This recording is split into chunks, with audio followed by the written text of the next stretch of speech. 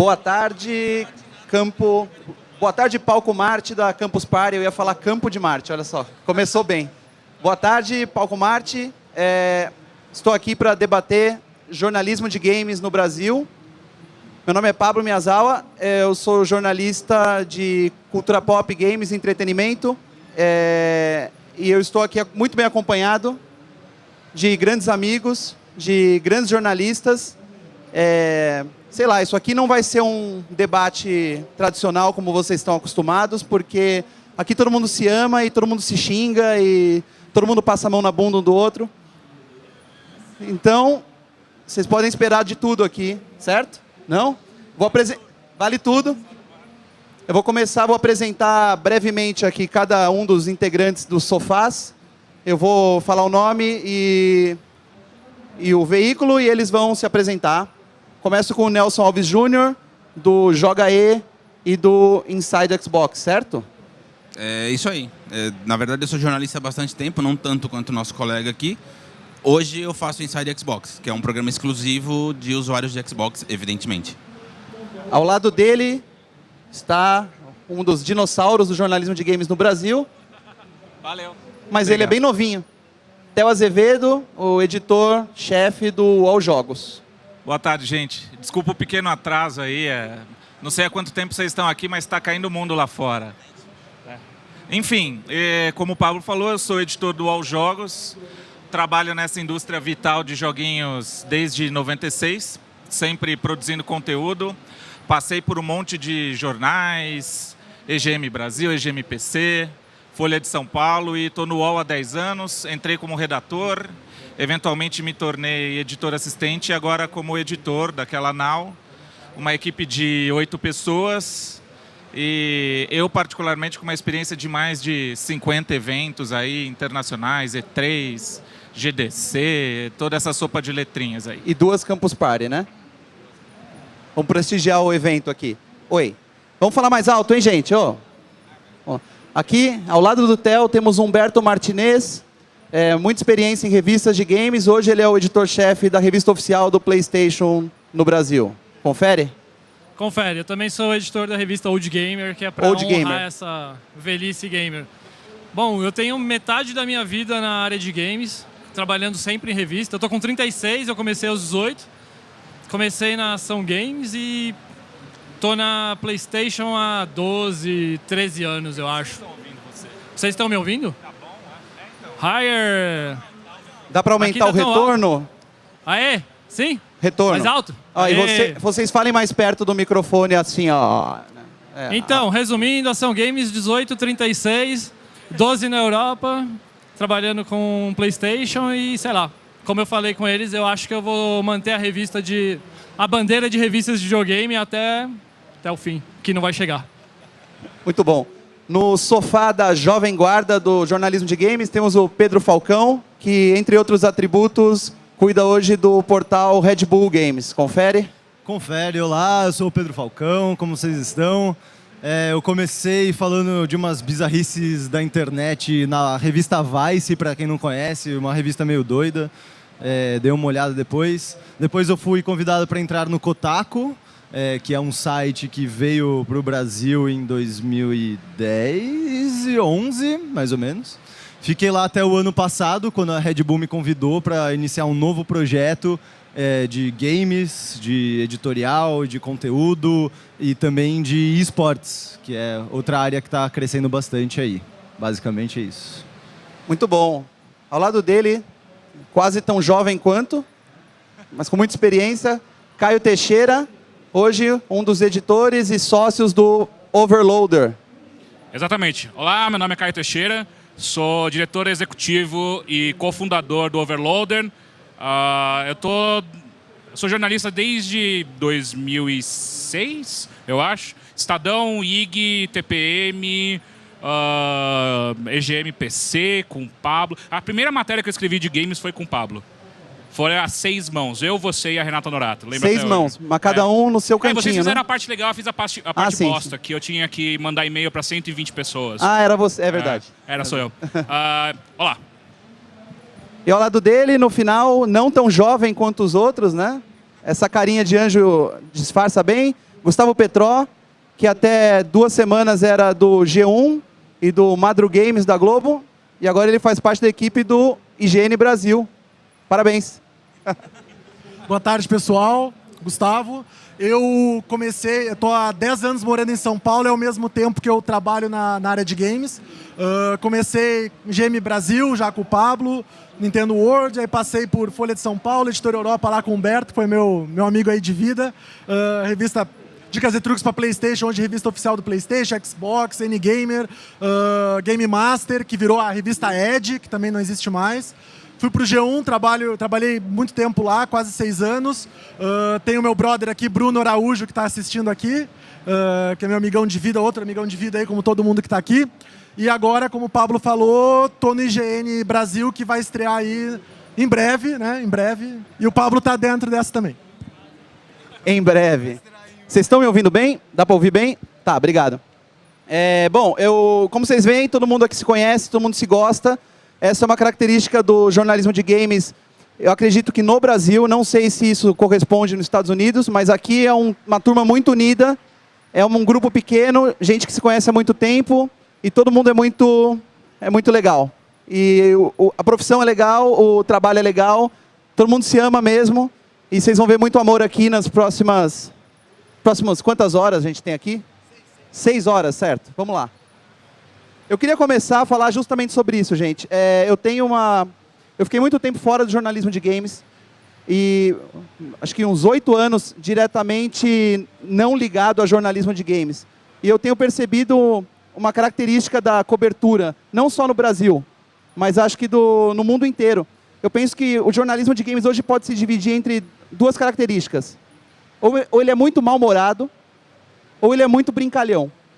Eu não sei se vocês concordam, eu queria que vocês falassem sobre por que o jornalismo de games às vezes parece mal-humorado demais, muito negativo, muito hater, muito anti. E às vezes ele é muito brincalhão, não leva as questões a sério e vai muito para o lado do meme, da brincadeira. Eu queria que alguém começasse e vocês se matem aí, por favor. Acho que isso tem muito a ver com a linguagem da internet e a forma como as pessoas consomem informação na internet, consomem conteúdo, que existe essa polarização de tudo. Então, ou você odeia a coisa, ou você assume esse tom de entretenimento que nada é sério, nada é verdade, é tudo uma mentira, assim. Então, esse é o ponto de vista do público ou do produtor de conteúdo. É aquele lance de Tostines, assim, sabe? Funciona dos 2 lados. É uma via de 2 mãos. O público responde desse jeito, responde mais fácil desse jeito. As pessoas estão acostumadas, de certa forma, com isso. E os jornalistas também acabam caindo um pouco nisso por conta do costume e por conta também a gente é muito autorreferencial, né? Existe um certo problema dentro de games em geral, não só de jornalismo, mas a gente é muito autorreferencial. Então, a gente acaba consumindo muita coisa só de jornalismo de games, muitas vezes. Então, é um ciclo que acaba sendo mais difícil de ser quebrado, assim. Vocês querem acrescentar alguma coisa, por favor? Foi bem legal. Tá me ouvindo? Foi bem legal o jeito que você colocou as coisas. Eu só acho que esse rótulo brincalhão, ele não necessariamente pode ter somente um tom pejorativo. Eu acho que você pode, sobretudo, encarar o game como entretenimento, que faz parte da vida das pessoas, cada vez mais, das mais variadas formas, né? A gente sempre pensa muito em Steam, ou Xbox, ou PlayStation, mas você tem os smartphones, você tem League of Legends, enfim, MMOs e por aí vai. Hoje, quando a gente acha que já viu de tudo, a gente tem não sei quantos óculos virtuais para chegar esse ano, para provavelmente mudar o jeito de consumir videogame de novo. Então, eu estou dando essa volta aqui porque eu acho que os games estão na vida das pessoas, do público mainstream. Então, e eles são, sobretudo, uma forma de entretenimento. Então, eu acho sadio não se levar tão a sério o tempo inteiro. Essa é uma forma, sem dúvida, de você abranger mais o seu público, o que, por sua vez, vai funcionar num canal como o UOL, que não é um site de games independente, mas é um principal portal da América Latina, entre aí os principais, e tem jogos, um de seus canais, né? Então a gente tem que literalmente ficar com o pé em duas canoas, porque a gente tem que agradar públicos diferentes, né? Encontrar esse balanço muitas vezes é difícil e é uma trajetória com erros e tudo mais, e outros acertos e por aí vai. Eu só acho que uma forma não exclui a outra da abordagem, e tampouco acho, enfim, que você pode ser mainstream com qualidade, como você pode ser também questionador, mal-humorado, mas sem ser chato, entendeu? Com um fundamento, com um propósito. Acho que aí vai da linha editorial de cada veículo, e é isso que eu acho que faz a área editorial tão bacana, entendeu? Você tem Overloader, tem UOL Jogos, vai vir IGN, você tem, sei lá, Baixa Aqui Jogos, você tem os youtubers e por aí vai. Acho que eu só posso acrescentar um pouco da minha visão pessoal de que, por ser uma área que envolve muita paixão, às vezes as pessoas deixam transparecer isso. Eu acho que às vezes, tanto para o negativo quanto para o positivo, é porque o cara às vezes quer defender o gosto dele. Às vezes não está tanto só noticiando, está um pouco defendendo uma causa, sabe? Por exemplo, como eu cuido de uma revista oficial de PlayStation, a gente tem que sempre tomar cuidado para não pender para esse lado, sabe? De que tudo que a Sony faz é perfeito e maravilhoso, né? A gente tem que dar notas baixas para coisas da Sony às vezes também. Então, às vezes eu acho que o lado desse do humor e do hater está um pouco ligado ao estilo pessoal do jornalista responsável. Eu vejo que muitas vezes o que molda um veículo é o gosto parece ser o gosto de quem faz aquilo. Não a necessidade do meio, talvez, não sei. Acho. Muito bom, acho que vocês deram um gancho bom para a gente discutir aqui. Eu estou falando de entretenimento no jornalismo. Games é entretenimento e o jornalismo de games ele tem que ser divertido. E agora, todos vocês estão aqui, vocês estão há muito tempo nisso, vocês escreviam, vocês produziam conteúdo em outras formas, que hoje não é a forma imperante do jornalismo de games, digamos assim. Não é a forma mais consumida. A gente está falando dos youtubers, que sim, a gente tem que colocar eles na discussão como parte do ecossistema de jornalismo de games hoje no Brasil. Esses caras que falam com milhares de pessoas por vídeo, certamente eles conversam com mais gente do que nós todos aqui juntos, né? A gente tem que admitir isso, que nossos meios não são arcaicos, mas eles estão conseguindo conversar com uma plateia mais numerosa. É lógico que isso aqui é muito perigoso, a gente tocar nesse tema que pode ser espinhoso, porque afinal os youtubers são um grupo muito unido, o público é muito apaixonado, mas eu quero saber como nós, que trabalhamos com outras formas, o Nelson não, que o Nelson faz programa de vídeo mais constantemente, mas como o velho, entre aspas, jornalismo conseguirá recuperar a audiência perdida para os youtubers. Ou então a gente não perdeu a audiência, é um público novo que consome YouTube e nós estamos falando com aqueles mesmos caras de 10, 20 anos atrás. O que vocês acham?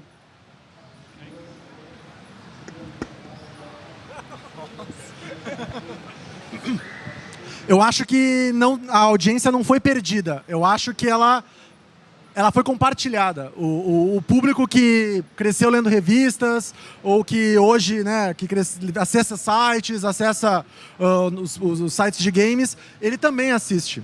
O que muda, ao meu ver, é a linguagem. Eles têm uma linguagem, talvez, que é a próxima do público, fala a língua do público, e talvez o jornalismo de games, em algum momento, tenha se distanciado de alguma forma, tentando, talvez, parecer um pouco mais sério. Você quer fazer um review, você quer fazer uma coisa mais séria. Você tem que chegar num patamar, assim, que tem que ter uma seriedade. Eu pessoalmente, eu levo o jornalismo de games muito a sério. Porque tem aquele papo, tu trabalha com o quê? Eu sou jornalista de games, vive jogando. A gente ouve isso até hoje, há 10 anos a gente ouve isso. Vocês mais até. E eu acho que então isso foi compartilhado e tem público para todos os lados. O que o jornalismo, nosso papel, tem que fazer é tentar encontrar um jeito de manter essa seriedade, manter o profissionalismo, mas falar o que o público do youtuber quer ouvir, que é uma coisa mais próxima. Um dos grandes desafios que a gente teve no G1, que eu tive no G1, foi justamente falar pro público gamer, mas pegar aquele cara que vai assistir, vai ler abrir o G1 e vai ver uma notícia de política, a Operação Lava Jato, e pô, mas tem um negócio legal de game aqui, eu quero ver. E eu quero que ele entenda isso. Então, esse é um grande desafio. O Madru Games também foi isso. Foi um desafio de linguagem, de atender um grande público. E acho que a gente conseguindo levar o esquema que a gente já faz, que é um jornalismo sério, jornalismo profissional, e falar uma linguagem de público que todo mundo entenda, é um caminho que, pelo menos pessoalmente, se mostrou certo. Eu acho que essa sensação de perda de público, de certa forma, vem, ironicamente, por conta do crescimento do mercado de games nesses últimos anos. Eu acho que no começo, porque você estava falando dessa paixão, né, de tanto dos youtubers, os caras que produzem o conteúdo, quanto aqueles que consomem. Mas, porra, quando eu tinha, sei lá, 10 anos de idade, 12 anos de idade, eu mandei 150 cartas para Nintendo World. Numa promoção de Pokémon. Pra ganhar o Game Boy. Pra você, inclusive. Endereçado a você. Muito obrigado. Eu lembro, hein? Foram só 70 mil cartas que a gente recebeu. Então eu lembro, se não me engano, foram umas 100 e poucas cartas, assim. 100 e poucas cartas, porque eu queria muito ganhar. E eu não ganhei, né? Mas, enfim. Então, a paixão que tinha por consumir aquela mídia já era muito grande. Eu lembro que, nossa, eu pegava detonados muito antes de eu ter acesso a jogos e tudo mais, e eu lia, igualzinho hoje como você vê os youtubers não comprando o jogo necessariamente, mas assistindo, aliás, youtubers não, mas quem consome YouTube, não necessariamente comprando o jogo, mas também assistindo, e é a mesma paixão, e é mesmo tudo. E eu acho que essa sensação de perda, voltando, tem a ver com o crescimento. Hoje a gente tem muita gente que consome essa mídia. Antigamente, eu acho que era o único que eu comprava a revista, sabe, de games, assim, eu e outro amigo, sabe. Hoje, sei lá, todo mundo acessa, todo mundo vem comentar, todo mundo posta na timeline do Facebook alguma coisa de jogo, seja, sei lá, o tipo de jogo que for, assim. Então, eu acho que... e com o crescimento da linguagem, com o crescimento do mercado, assim como o Petro mencionou, é muito mais direto e muito mais fácil para essas pessoas que estão entrando agora, ou para crianças e, sei lá, jovens, pré-adolescentes, entrarem no YouTube também por uma questão de costume, de linguagem da geração deles, que a gente não desenvolveu tanto. Isso a gente só foi desenvolver muito, muito depois. A gente ainda é da época que a gente viu nascer o YouTube, né? A gente viu, de repente, vídeos na internet, era uma coisa absurda, né? Era uma coisa que era quase impossível de pensar, sei lá. Então acho que tem a ver com isso. Mas eu queria saber do Nelson o feedback que tem das pessoas que assistem direto, sabe, no Xbox em relação a, por exemplo, as pessoas do YouTube, sabe? Duas coisas, então. Primeiro, o Pablo. Eu acho que antes, na verdade, de falar a mudança que teve em relação aos jornalistas, só se eu gritar aqui, tá bom assim? Tá. Melhorou? Aí, boa. Além dessa mudança de jornalista com youtuber que você comentou, na verdade existe a validação que as empresas deram aos youtubers. Então, eu me questiono, isso é uma dúvida que eu tenho no íntimo de fato. O quanto vale você trocar a credibilidade de alguém que de fato entende daquele mercado que está sendo trabalhado por uma audiência? Porque, de repente, o cara tem 1 bilhão de views, mas ele está fazendo macaquice na frente da tela e, na verdade, não está passando informação. É um vídeo de entretenimento, a pessoa está assistindo para dar risada. Quantas daquelas pessoas que assistiram, de fato, se interessam pelo jogo que está sendo mostrado ou se interessam em comprar o jogo que está sendo mostrado? É uma dúvida que eu tenho que eu não sei em que momento eu vou saber a resposta. A pergunta do Pedro é muito legal, porque, assim, a diferença entre... Primeiro que, assim, para você ficar deprimido, basta entrar nos comentários do YouTube. É a regra básica para depressão. Porque comentário do YouTube, a impressão que eu tenho é que as pessoas não têm absolutamente nenhuma regra, nenhum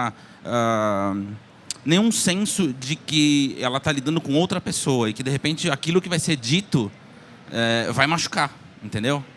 Mas, enfim, especificamente no Xbox, na Dash, o contato que eu tenho com as pessoas é direto. Então, assim, o cara me assiste, o cara sabe a minha gamer tag, ele me segue, ele me manda mensagem, ele me chama para o grupo para conversar.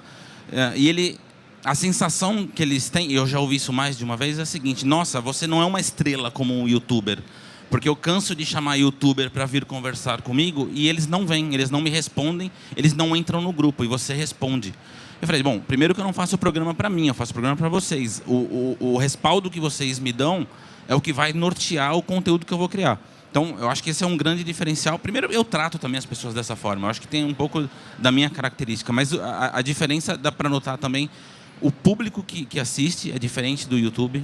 As pessoas que assistem na Dash, de fato, estão interessadas naquele conteúdo. Outro dia, apareceu um sujeito que me mandou uma mensagem, disse que me acompanha desde a Ação Games. Eu falei assim, cara, como assim? Ele falou assim, não, eu acompanho o seu trabalho desde a Ação Games. Eu falei, bom, além de denunciar a sua idade, eu fico muito agradecido de saber que você gosta, né?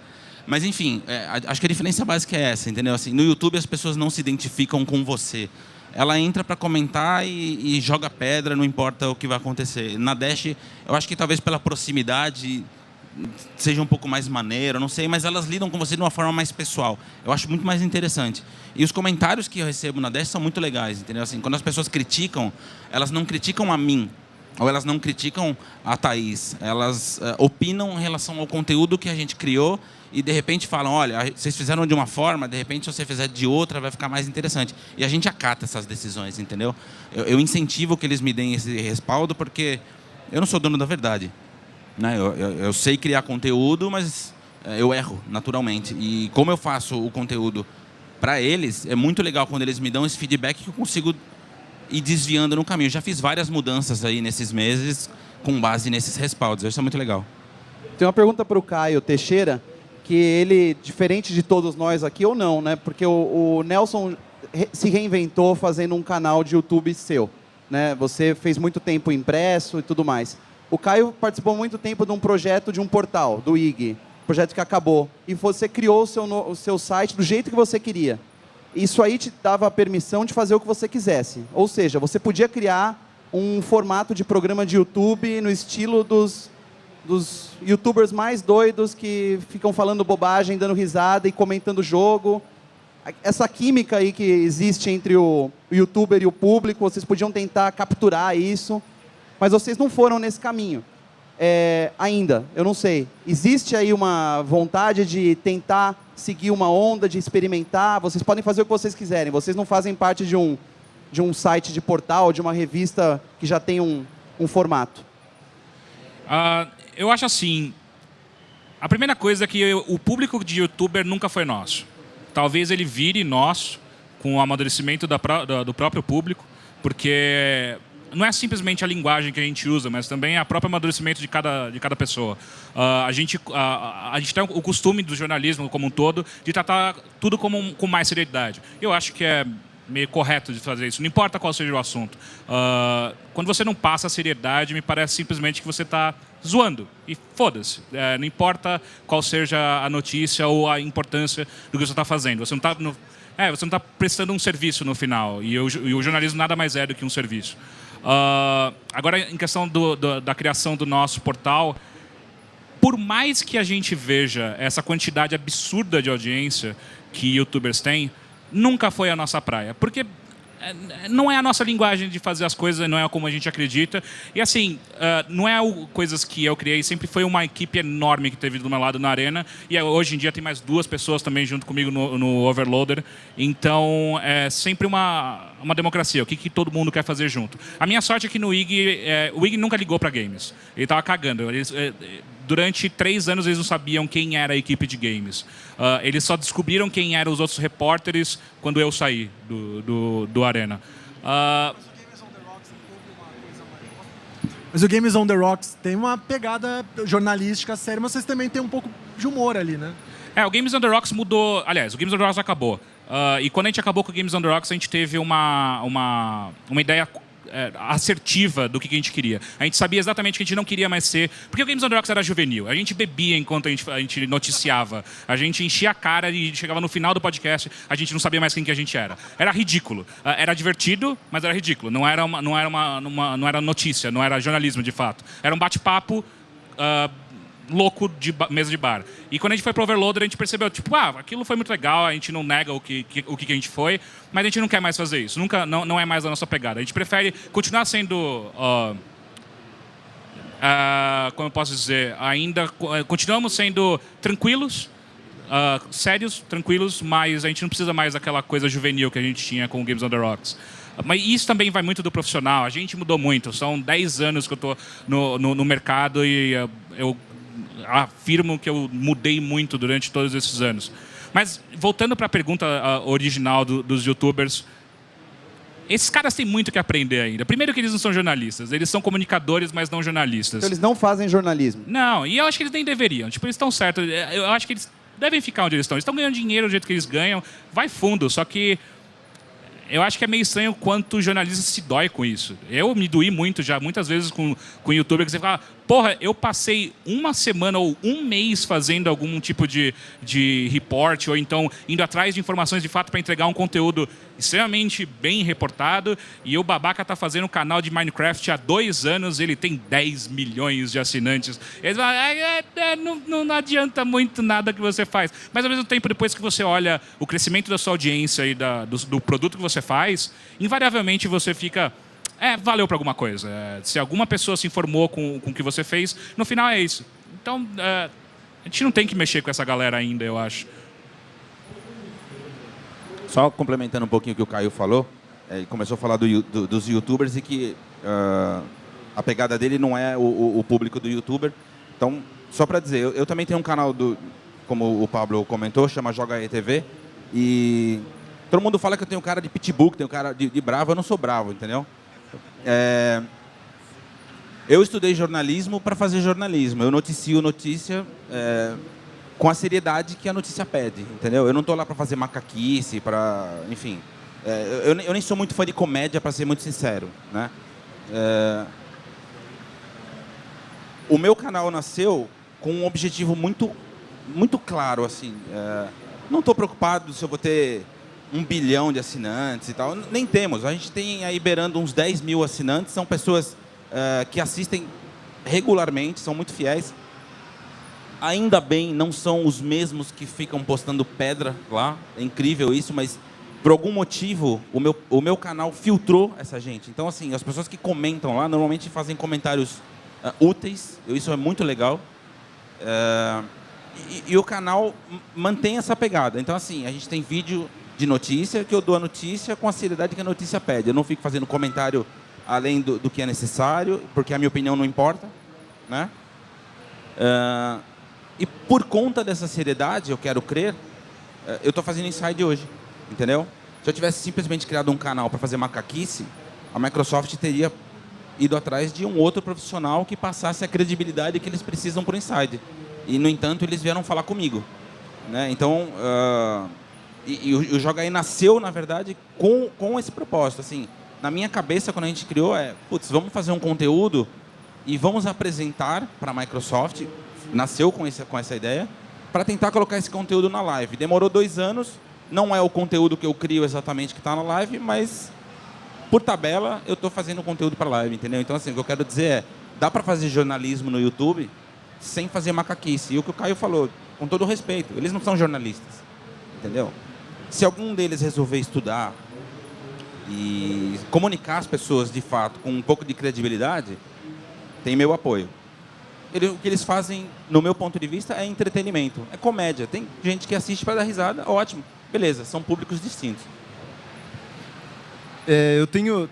Desculpa ser um pouco advogado do diabo até, mas eu discordo um pouco da visão de vocês de que não é jornalismo ou que não é... que eles são um grupo totalmente separado, mas assim, antes de eu pensar em exemplos da galera do YouTube, eu acho que primeiro que a gente tem que ter um pouco de cuidado com generalismos assim em geral, sabe?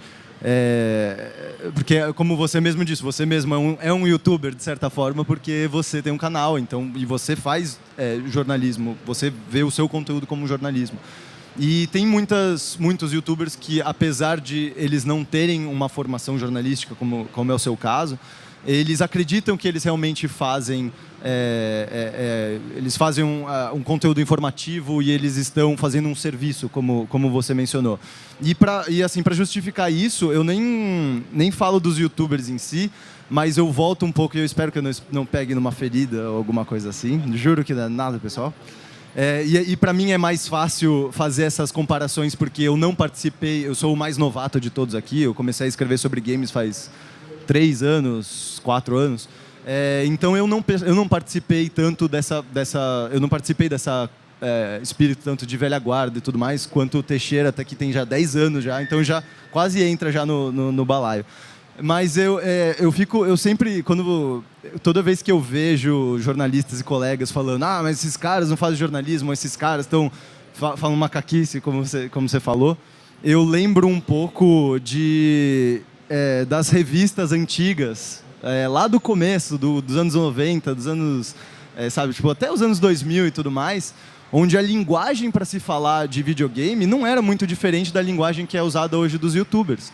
Era só falando, isso é da hora, isso é animal, os gráficos são 10, gameplay 10, sabe? Então, o próprio jornalismo impresso de games evoluiu disso, a gente viu isso. E o YouTube, no fim das contas, é isso que eles estão começando, entendeu? As pessoas ainda estão aprendendo a trabalhar essa linguagem. Então, eu acho que, assim, com todo respeito, mas é que acaba entrando um pouco, acho que dessa visão que a gente tem de ter evoluído e a nossa linguagem e de olhar para o outro que também está evoluindo e está aprendendo coisas agora e falar, tipo, não, isso daí não tem nada a ver com o que eu faço. Pedro, mas olha, duas considerações. A primeira, por que eu não considero jornalismo? Eu acho que quando o cara passa uma informação errada, ele está prestando um desserviço. Não, claro, exato. E eu vi isso recentemente. A Blizzard fez um evento na Califórnia, levou vários jornalistas e levou alguns YouTubers.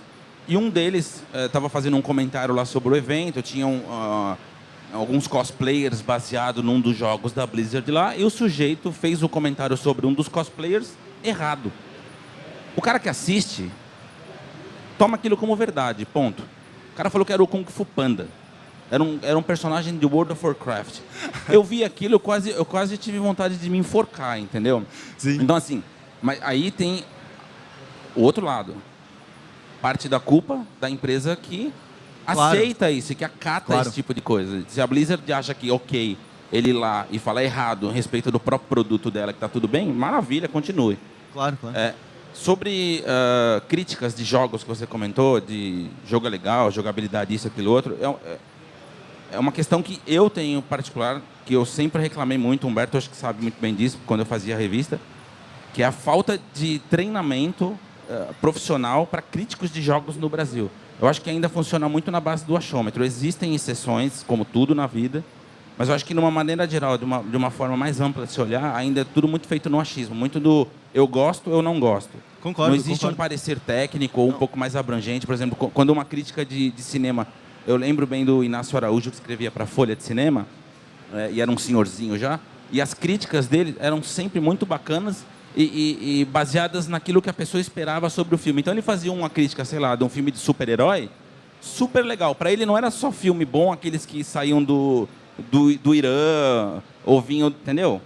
Filme pipoca, são bons filmes pipocas. Ele dava todos os pareceres, porque aquilo...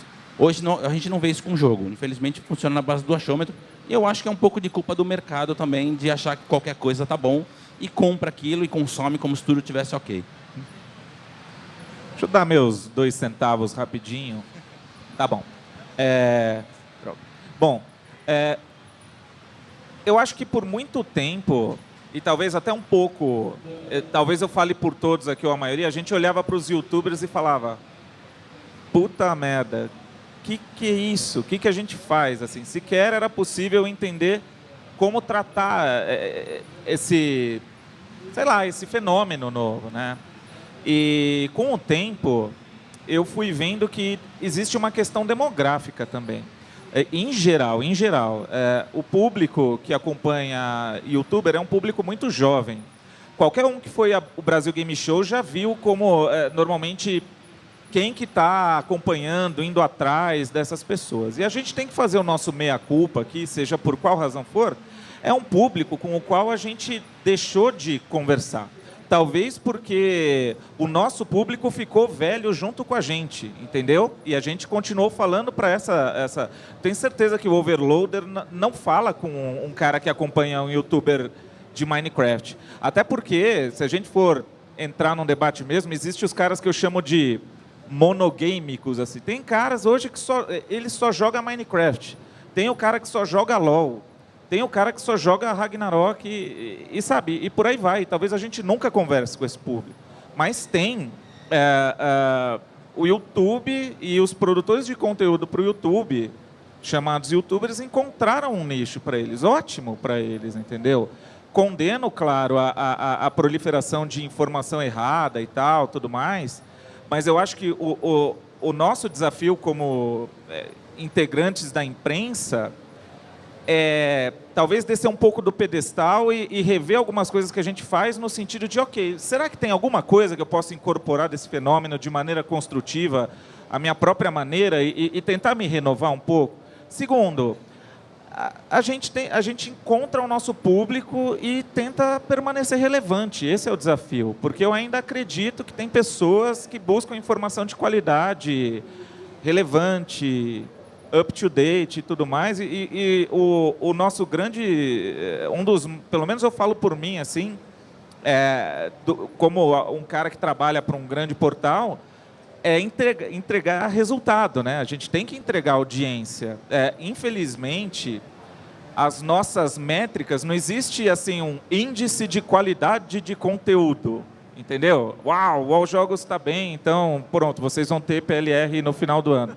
Não, é page view, unique visitor, time spent e por aí vai a sopa de letrinhas, né?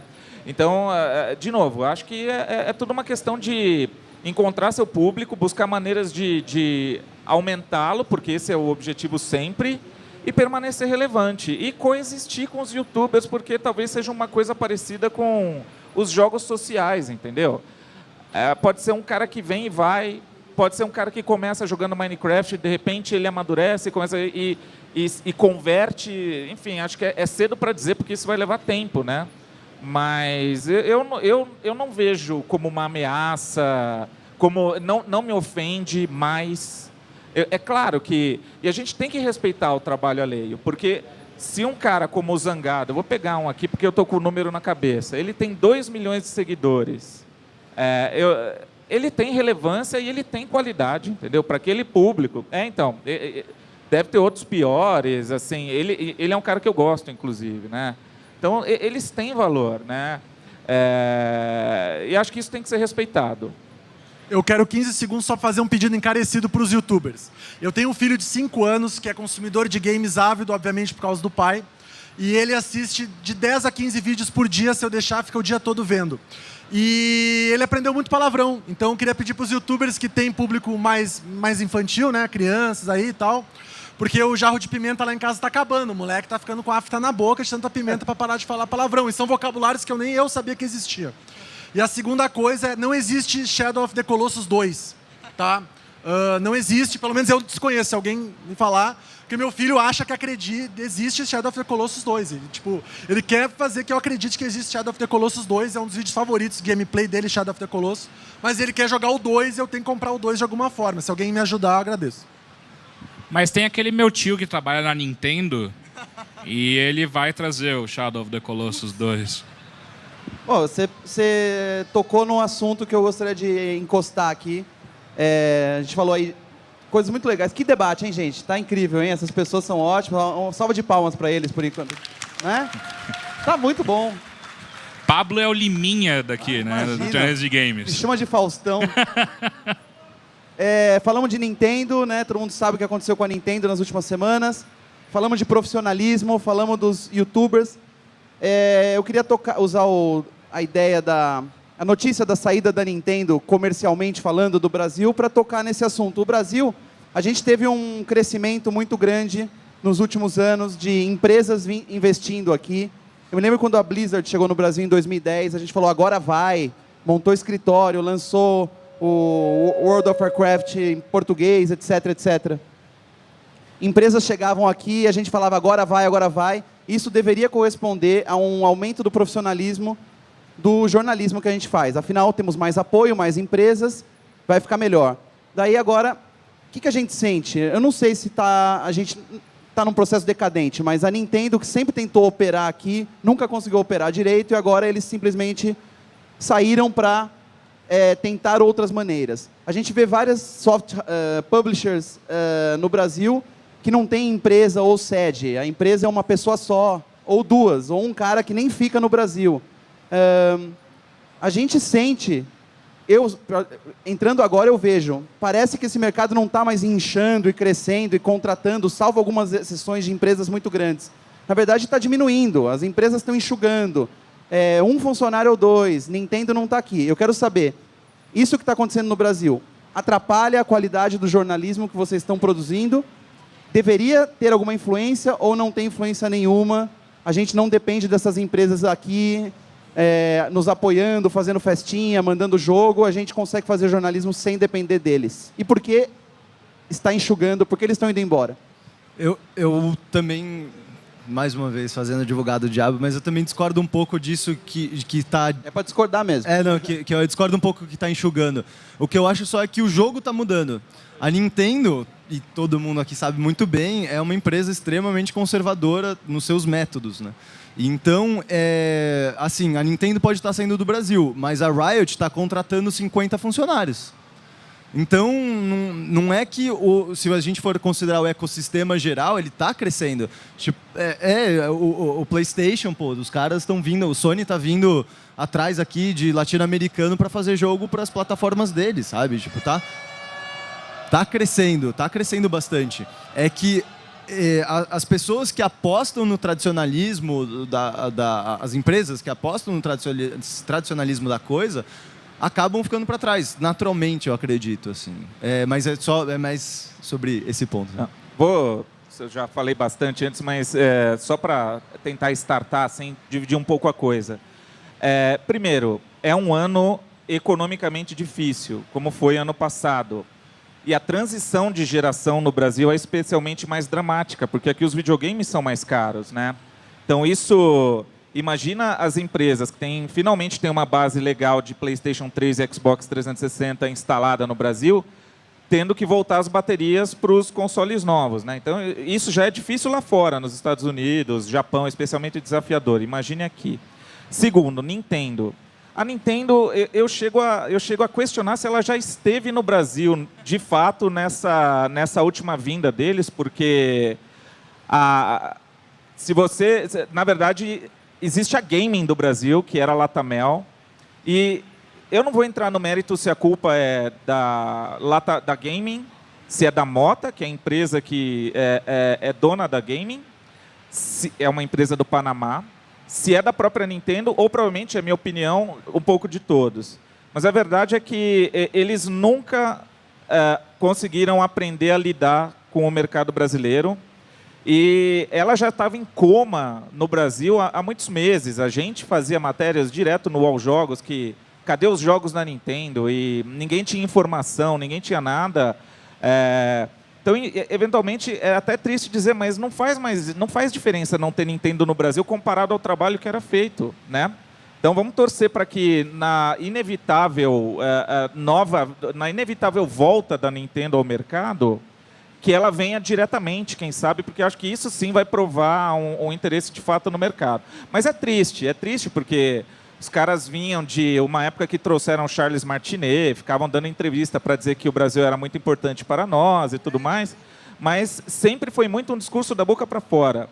Os caras têm os jogos mais fáceis de traduzir e nem isso conseguiram, né? Então fica difícil dar crédito só por fazerem meia dúzia de eventos locais. E a última coisa que eu quero falar sobre esse assunto, para daí passar para o resto do pessoal, para falar de mercado brasileiro, é preciso entender as idiosincrasias desse mercado. Eu vou falar só uma delas. A gente tem jogos a R$220 agora, porque voltou esse patamar horrendo e tal, muito por causa dos impostos, né? Que todo mundo está cansado de saber disso. Aí você vai na sua PSN Brasil ou na sua Xbox Live Brasil e você vai comprar uma cópia digital e não a cópia física. E quanto é o jogo lá? R$220. Aí você fala, pô, não, mas é porque nos Estados Unidos $60 na loja física, $60 na loja virtual. Isso é balela. Os jogos custam R$220 em versão digital no Brasil, porque senão eles quebram as distribuidoras e os retailers aqui. É isso, só que ninguém nunca vai falar isso claramente, pelo menos da representação da indústria. Mas isso é basicamente a mesma coisa dos Estados Unidos. Eles custam o mesmo valor digital para não quebrar. Sim, foi o que eu mencionei. Só que no Brasil, só que nos Estados Unidos não existe a carga tributária absurda. Então eu acho que isso não é desculpa. E tem outra diferença. Aliás, acho que essa é a saída mais fácil, é dizer, não, mas é a paridade, é assim que funciona. Mas esses caras vivem falando, quando vêm para cá, que tem que aprender a lidar com o mercado local, não é isso? Então, aprender a lidar com o mercado local, em tese, seria privilegiar o mercado digital, que não incorre impostos. Mas eles não vão fazer isso, senão vai quebrar a NC Games, vai quebrar a Eco Games, vai quebrar sei lá quem Games. Então, trabalhar com o mercado brasileiro é muito difícil. A Sony anunciou o PS4 a R$4.000. Você, aposto, nunca encontrou esse videogame nas prateleiras, a não ser talvez nos primeiros dias. Eles mesmos admitem que eles anunciaram por anunciar, mas nunca sequer distribuíram aqui, sequer literalmente meia dúzia de consoles e tal. Agora imagina o cara tentando explicar isso para o patrão dele, americano e tal. Enfim, é uma loucura. Eu acho que isso é uma barreira para o mercado brasileiro. Não sei, não há uma resposta ou uma saída fácil para isso. Mas acho que é preciso isolar, porque a Nintendo saiu, mas tem empresas que estão aqui, como o Pedro falou, mas pô, a Sony e a Microsoft estão aqui, tentando fazer o melhor com o que tem na mão. Parei agora.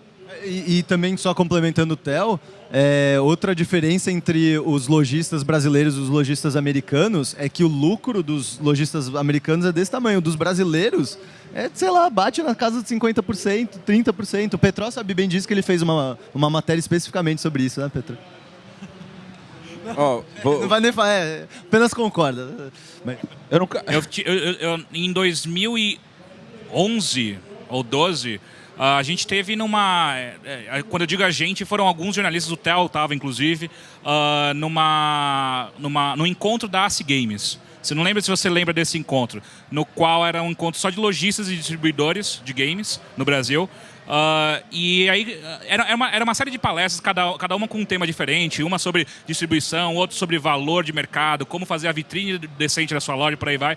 Eu nem sabia o que eu estava fazendo lá, só que em algum momento eles começaram a expelir números e qualquer pessoa com uma caneta na mão fazia uma conta rápida ali, você via que o lucro do lojista brasileiro está em torno de 25% a 30%, que é um lucro completamente fora da realidade mundial de games. Nada faz sentido nesse lucro. E quando você levanta isso para eles só faltaram bater na gente, porque a gente levantou a mão e falou, então, não está muito alto, é por isso que vem das baixas e tal. Não, isso é um absurdo, você é burro e você não sabe o que você está falando, mas vocês falaram os números, tá claro. Que daí vende pouco. A lógica do lojista brasileiro de games hoje vende pouco, logo vamos cobrar mais caro para conseguir repor o que a gente não está vendendo. Só que se você cobra mais caro, ninguém compra. Então é só burro, você é um imbecil, você não consegue fazer direito aos seus negócios. E além disso, deixa pra lá, aquele encontro foi incrível. O Theo foi até embora no meio, porque acho que foi a melhor coisa que você fez da sua vida. Vou deixar uma sugestão de pauta para vocês que cobrem Nintendo. Quantas vezes o Bill Van Zyl, ou enfim, aquela galera bacana, quantas vezes disseram que o Brasil é importante? Eu nunca vi essa frase deles. 10 vezes. Só? 10 vezes. Beleza. Ele veio vezes limitadas, então foram 10 vezes. Então, bom, nenhum de vocês respondeu o que eu perguntei, quer dizer então que vocês estão fazendo muito bom jornalismo com as condições atuais, certo? Porque assim, eu quero saber se o jornalismo muda sem o apoio e a presença dessas empresas. E pelo jeito, a gente consegue fazer. É isso. Sem querer ostentar, mas do meu lado tá só aumentando, só melhorando. Continua só tendo pautas boas e tudo. Eu sou favorável ao se vira nos 30. Você faz com que tem o melhor possível. É evidente que quando você tem o apoio, facilita. Você vai, por exemplo... Melhorou, pronto. Quando você tem o apoio... um exemplo bem básico. Você vai fazer o Inside Xbox, por exemplo. Qual que é o intuito? Você quer mostrar para o cara o que é que tem disponível para que ele possa comprar. Enfim, às vezes ele não conhece. Se a empresa não me fornece um jogo... Vou dar um exemplo muito claro. A Square Enix, por exemplo, está pouco se lixando para o Inside. Eu não sei como é que funciona o contato de vocês com eles, mas enfim. Acho que é uma das poucas empresas que nunca me respondem. Como é que eu vou falar para o meu usuário que o jogo X, Y ou Z da Square é bacana? Não é? Quer dizer, eu não posso falar com base no achismo. Tirando isso, eu acho que não é impossível de fazer, porque na verdade a gente cresceu fazendo desse jeito. Antes era muito pior. Antes não tinha sequer assessoria de imprensa das empresas no Brasil. Hoje você pega o telefone e fala com 90% deles. Não é o ideal, mas está no caminho. Não atrapalha, mas dificulta. Acho que o resumo é esse. Mas como o Nelson bem colocou, a gente já fazia assim antes, né? E quer saber de uma coisa? Eu já cheguei num ponto assim, eu acho que a empresa quer fazer, está interessada, vamos embora, vamos atrás. Se também se faz muito de difícil, tá, então tudo bem, sabe? E eu acho que isso acaba ficando transparente pro leitor, ou internauta, ou ouvinte, seja lá o que, telespectador no final das contas.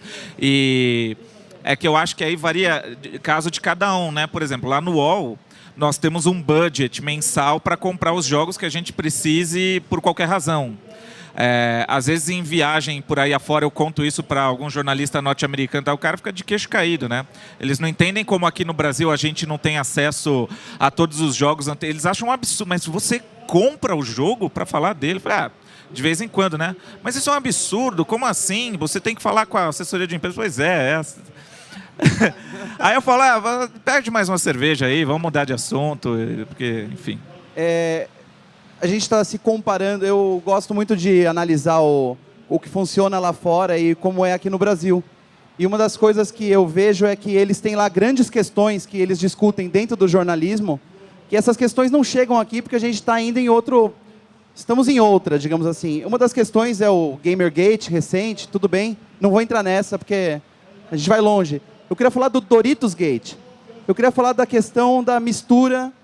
da sinergia entre publicidade e jornalismo, que é uma questão que no Brasil discute-se pouco. A gente tem que lembrar que o jornalismo de games é um jornalismo em que a gente fala sobre marcas o tempo todo. A gente está falando sobre Pablo, empresas. Os caras não têm dinheiro nem para mandar jogo para nós, que dirá para subornar. Não estou falando do suborno, eu estou falando do patrocínio mesmo. Estou falando, eu quero saber se pegaria mal aqui um programa de vídeo, sei lá, no UOL, ou no próprio IGN, ou em qualquer lugar, assim, um portal com uma credibilidade, sei lá, intacta. Você apresentar o seu programa com um pacote de Doritos atrás de você, uma lata de Coca-Cola aqui, pega mal. Eu quero saber qual é a permissão que nós temos como jornalistas de nos vender, entre aspas, e misturar o assunto. Por que isso pegou tão mal lá fora? E, por favor, me ajudem. Eu acho que a dificuldade, o problema nessa questão é a nebulosidade, assim, a dificuldade de saber exatamente quem está pagando aquela notícia, digamos assim. Eu acho que existe essa... Quando existe o questionamento, é o problema. Eu tenho uma posição razoavelmente confortável nessa questão, porque o meu patrocinador está no título do site, entendeu? Então, dá para saber exatamente quem é que está pagando tudo o que está acontecendo ali. E sim, se acontecer se a gente tiver vídeo que a gente for gravar na Red Bull e tudo mais, sim, obviamente vai ter uma geladeira da Red Bull cheia de Red Bull e você vai olhar e sim, é alguma coisa da Red Bull, mas é muito claro. E e também isso tem a ver muito com a empresa, uma coisa que o Nelson estava falando também, que a atitude da Red Bull em relação a isso é muito clara, que é de não interferir na qualidade ou digamos, na informação que está sendo passada ali, mas que deixe bem claro que aquilo é um site da Red Bull. Então, mas assim, como eu falei, eu tenho uma posição razoavelmente privilegiada em relação a isso. Eu achei interessante você perguntar o que a IGN acha, porque eu queria saber também. Porque... eu também. Você não sabe? Não, lógico. Porra, eu queria muito saber que você me falasse. É uma questão, para mim é bem claro, mas eu estou debatendo. Eu posso deixar o Petrol falar sobre isso. Ah, é? Mas qual dos dois fala pela higiene? Eu queria saber. Não, é uma posição óbvia. Você vê o que acontece lá fora, como eles produzem o conteúdo deles em vídeo. Não existe interferência. É óbvio que eu quero trazer isso para cá. Mas eu não sei se é tão óbvio assim. Por exemplo, para um jovem, para um moleque que assiste vídeos no YouTube, ele não está vendo aquilo como propaganda. E se existe uma inserção de produto no meio do vídeo, o moleque está lá bebendo Coca-Cola porque ele gosta.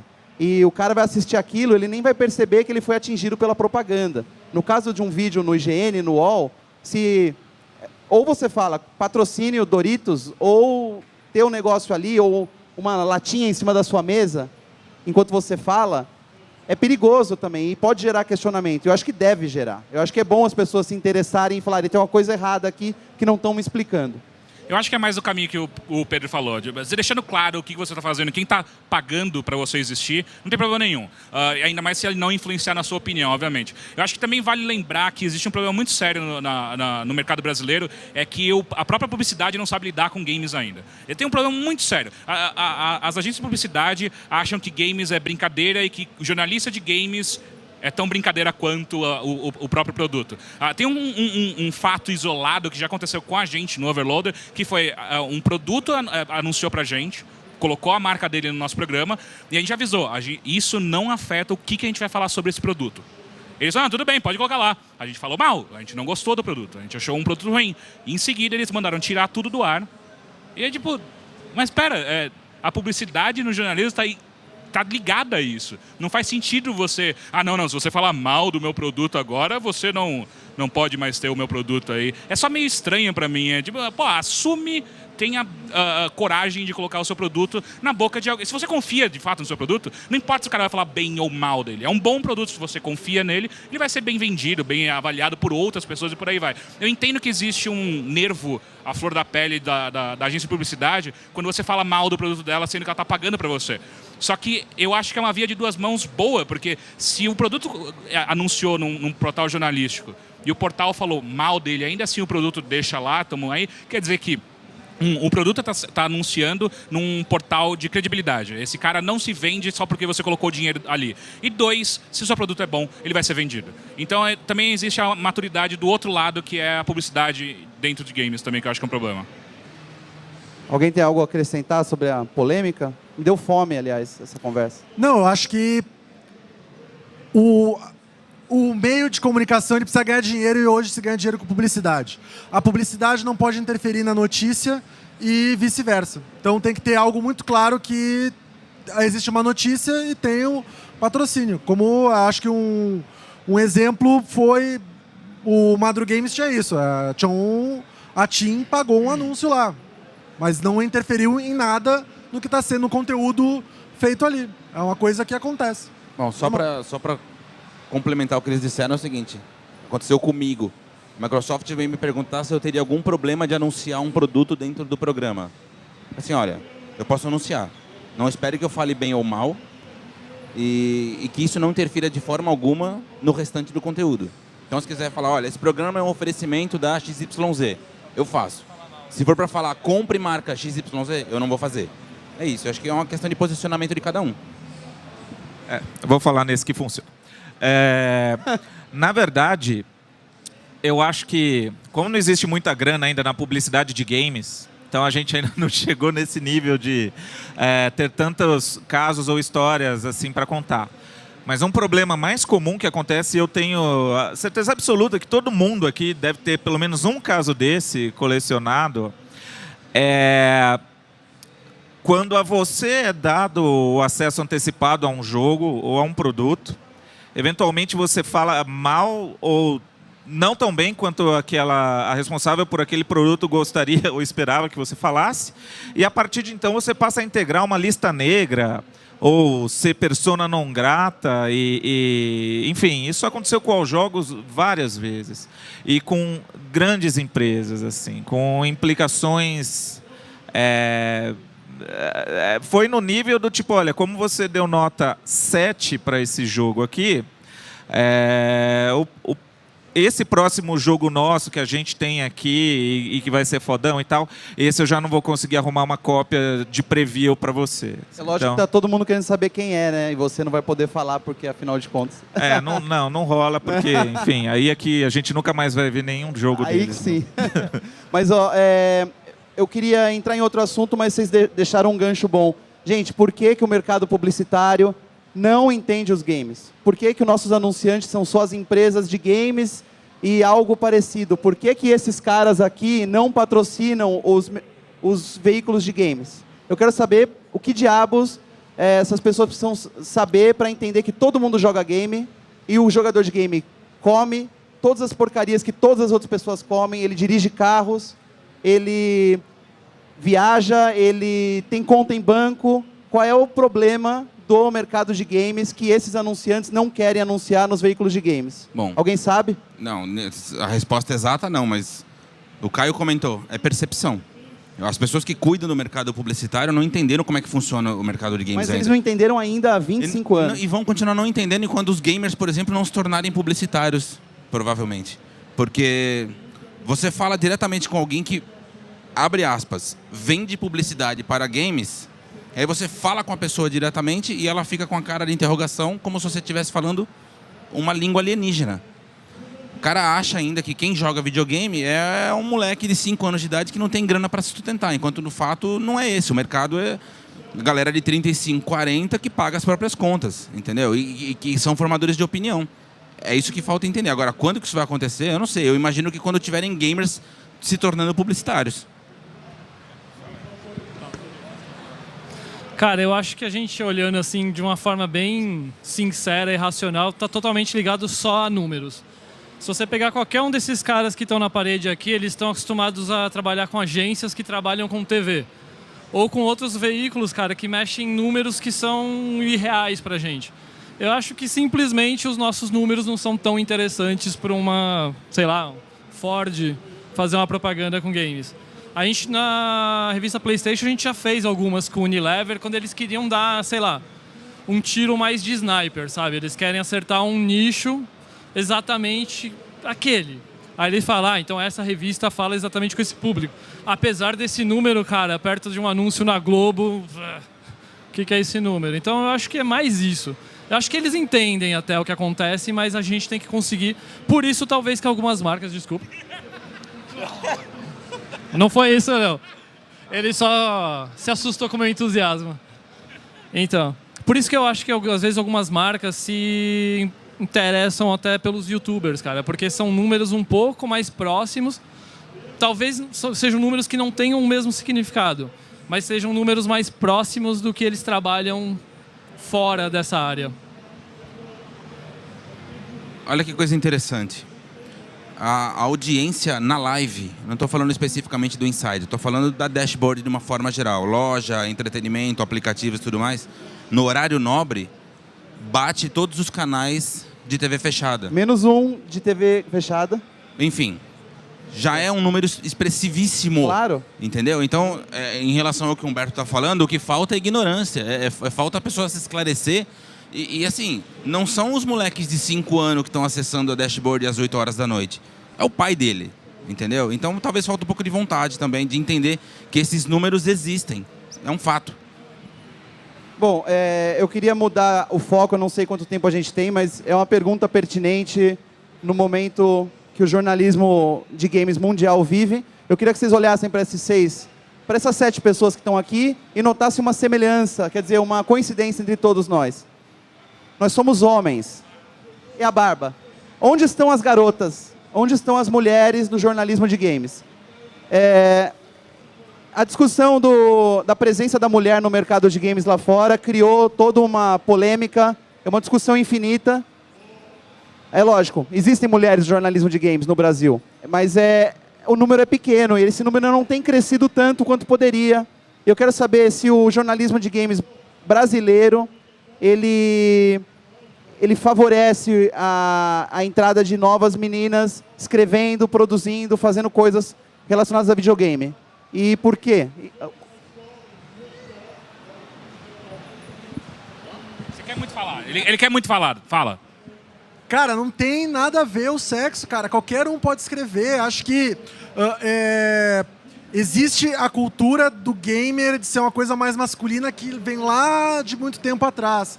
Que eu vejo que já está mudando, entendeu? Existe preconceito como qualquer outra coisa, mas, cara, não tem nada a ver isso aí. Qualquer um pode escrever, mulher, homem, gay, lésbica, tarado, o que quiser, velho. Pode escrever. Sim, pode escrever também. Não, mas a pergunta que ele fez é a seguinte: alguma jornalista mulher foi convidada para participar aqui do debate? Ah, bom. Mas eu quero que as mulheres escrevam, sim. Tem que ter um toque mais feminino. Agora, tem uma coisa... Existe uma coisa mas eu posso ser a mulher. Uma coisa bizarra, e essa também é uma percepção que eu tenho, é a seguinte. Joga fora isso aqui, vai. É uma percepção que eu tenho e é grotesca. A Thaís, que é quem trabalha comigo no Inside, ela é game designer, ela é formada em game designer. Ela entende muito da parte técnica de um jogo, provavelmente muito mais que qualquer um que está aqui sentado. No entanto, as pessoas ainda acham que ela fala sem saber o que ela está falando. Duvidam da credibilidade dela, duvidam do entendimento dela. Isso é preconceito puro, entendeu? Assim, ela entende muito, ela sabe, ela fala com propriedade. Não é uma pessoa muito conhecida, está começando agora. Mas ela não é a única, não é a primeira e certamente não será a última.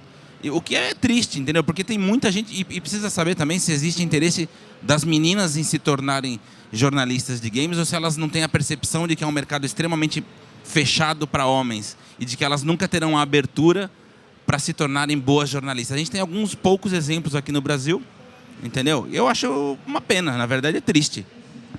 Falando pelo UOL, seguramente numa base diária, a gente tem um e-mail de Fale com a Redação, e chega vai muita gente, e às vezes pelo Facebook, diretamente comigo, mandar currículo, perguntar como faz, etc. e tal.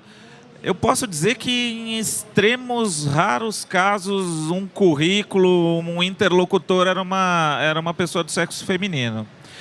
E isso é tudo que eu tenho para dizer sobre isso, porque, sinceramente, nunca bateu assim. Eu até gostaria de na redação do All Jogos, que é predominantemente masculina, ter alguém do sexo feminino. O mais próximo disso que a gente tem é a Fernanda Pineda, que apresenta o Power Up, né? E é gamer, assim, né? Não é nada... É uma outra pegada, claro, o trampo dela e tudo. Mas para nós foi simplesmente assim que é, entendeu? Acho que eu tô vendo ali, tem ela com a camiseta do Nintendo Blast ali, ó. Então, você vê, tem gente, né? Eu acho que por aí a gente deve conhecer alguns nomes também, mas pelo menos em termos de UOL Jogos nunca houve circunstância para tal.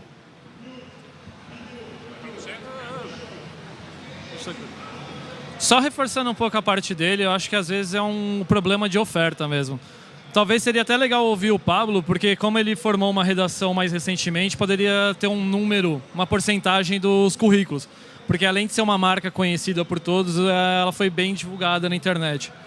No caso da mídia impressa, que não teria tanto problema, assim, sei lá, polêmicas de se escolher o sexo, assim, porque, cara, é uma coisa você pôr gente em vídeo e outra impressa. Porque o pessoal de revista é meio invisível quem faz. Então, mesmo lá, a gente não costuma receber. Assim, putz, seria, sei lá, 5%, menos de 5% de propostas de mulheres para trabalhar em redação.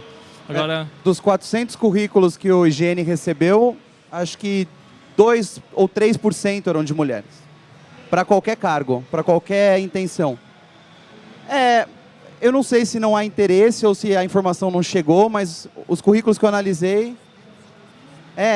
tipo, 1%, 2%, sei lá, é um número, menos de 10. Menos de 10 currículos entre 400. É bem pouco. Eu tenho uma teoria que as mulheres são inteligentes demais para entrar nesse tipo de mercado. Matou. Elas não entram porque elas são inteligentes, é sério. Porque, por exemplo, tem a Thaís Veller, que ela é uma desenvolvedora de games, e ela escreve incrivelmente bem. A gente teve uma coluna no Overloader que a gente está tendo várias pessoas envolvidas em games que escrevem textos pra gente, e o dela foi um dos mais bonitos que a gente recebeu, um dos mais bem escritos e com a melhor recepção possível. Tem a Mora também, que ela escreve muito bem. Ela escreveu um pós-mortem do jogo dela no fórum do Games Foda, e foi incrível. Tem, sei lá, cara, tem tanta menina... Ou seja, elas são boas demais para ser jornalistas e foram fazer jogo. Elas exato. foram criar jogo. Elas preferem fazer isso e eu acho que elas estão certas. É igual jornalista de música que não é competente em fazer uma banda, vira crítico de música. Então nós gostaríamos de fazer game e não temos competência. Não, eu não, Nem mas sim, tem... essas meninas, especificamente, elas são assim... mas é isso, não existe nenhuma restrição, mas parece que existe uma restrição anterior a isso. Que o próprio mercado, aliás, o meio ambiente de games poda muito antes, né? Muito antes o público feminino está sendo podado de gostar de fato de games e por aí vai. É chato, é só chato. Ótimo. Queria saber quanto tempo a gente tem ainda. 5 minutos, é isso? Oi? Tem que abrir para perguntas, né? Eu ia falar mais umas coisas chatas, mas vamos abrir para perguntas, é melhor. Como é que a gente faz? Tem um moderador? Tem que. Pode falar nele. Bom, tudo bem? Meu nome é Abel. Primeiro, debate sensacional, assim. Acho que foi um dos melhores da campus, talvez da vida relacionada a games, assim. Bem legal mesmo. Tipo... Então, poderia, né? Que já conheço quase todo mundo também, foda. Bom, seguinte, primeiro, foda, né? Porque eu sou publicitário, eu tenho uma agência, tenho um site de games e, cara, basicamente tudo que vocês falaram meio que faz todo sentido. Acho que de publicidade, acho questão de BV, talvez. Às vezes a agência não está ganhando grana o suficiente para anunciar nesse mercado. Talvez não potencial, mas tipo, a agência não ganha dinheiro. Eu pego um YouTube com 2 milhões, anuncio com ele, é muito mais barato, eu tenho muito mais retorno e meu cliente está feliz e eu estou ganhando da Globo uma grana no final do ano. Eu acho que é mais ou menos isso. Agora eu queria fazer uma questão, até voltando para o começo. Eu acho que o jornalismo de games, vocês me respondem sobre isso, está passando por uma crise de identidade ou uma crise vocacional. Eu me pergunto, como produtor de conteúdo e como publicitário, qual que é a função do jornalista gamer? Ele, a primeira a gente pensa, ele está dizendo, pô, tá tudo tão caro, eu vou te falar o que você deve comprar ou o que você não deve comprar, isso vale a pena o seu tempo, o seu dinheiro ou não. Ou não, eu tenho que falar da informação. O jogo está mal feito, o jogo está bem feito, isso é bom, isso é ruim. Eu queria saber de vocês, qual vocês acham que é a vocação, qual que é o dever do jornalista de gamer com a pessoa que consome o conteúdo e não com a notícia em si. Eu acho que você falou de 3 profissionais diferentes aí no meio. O jornalista, o crítico... Aliás, 2, desculpa. Eu sou jornalista, sou ruim de conta.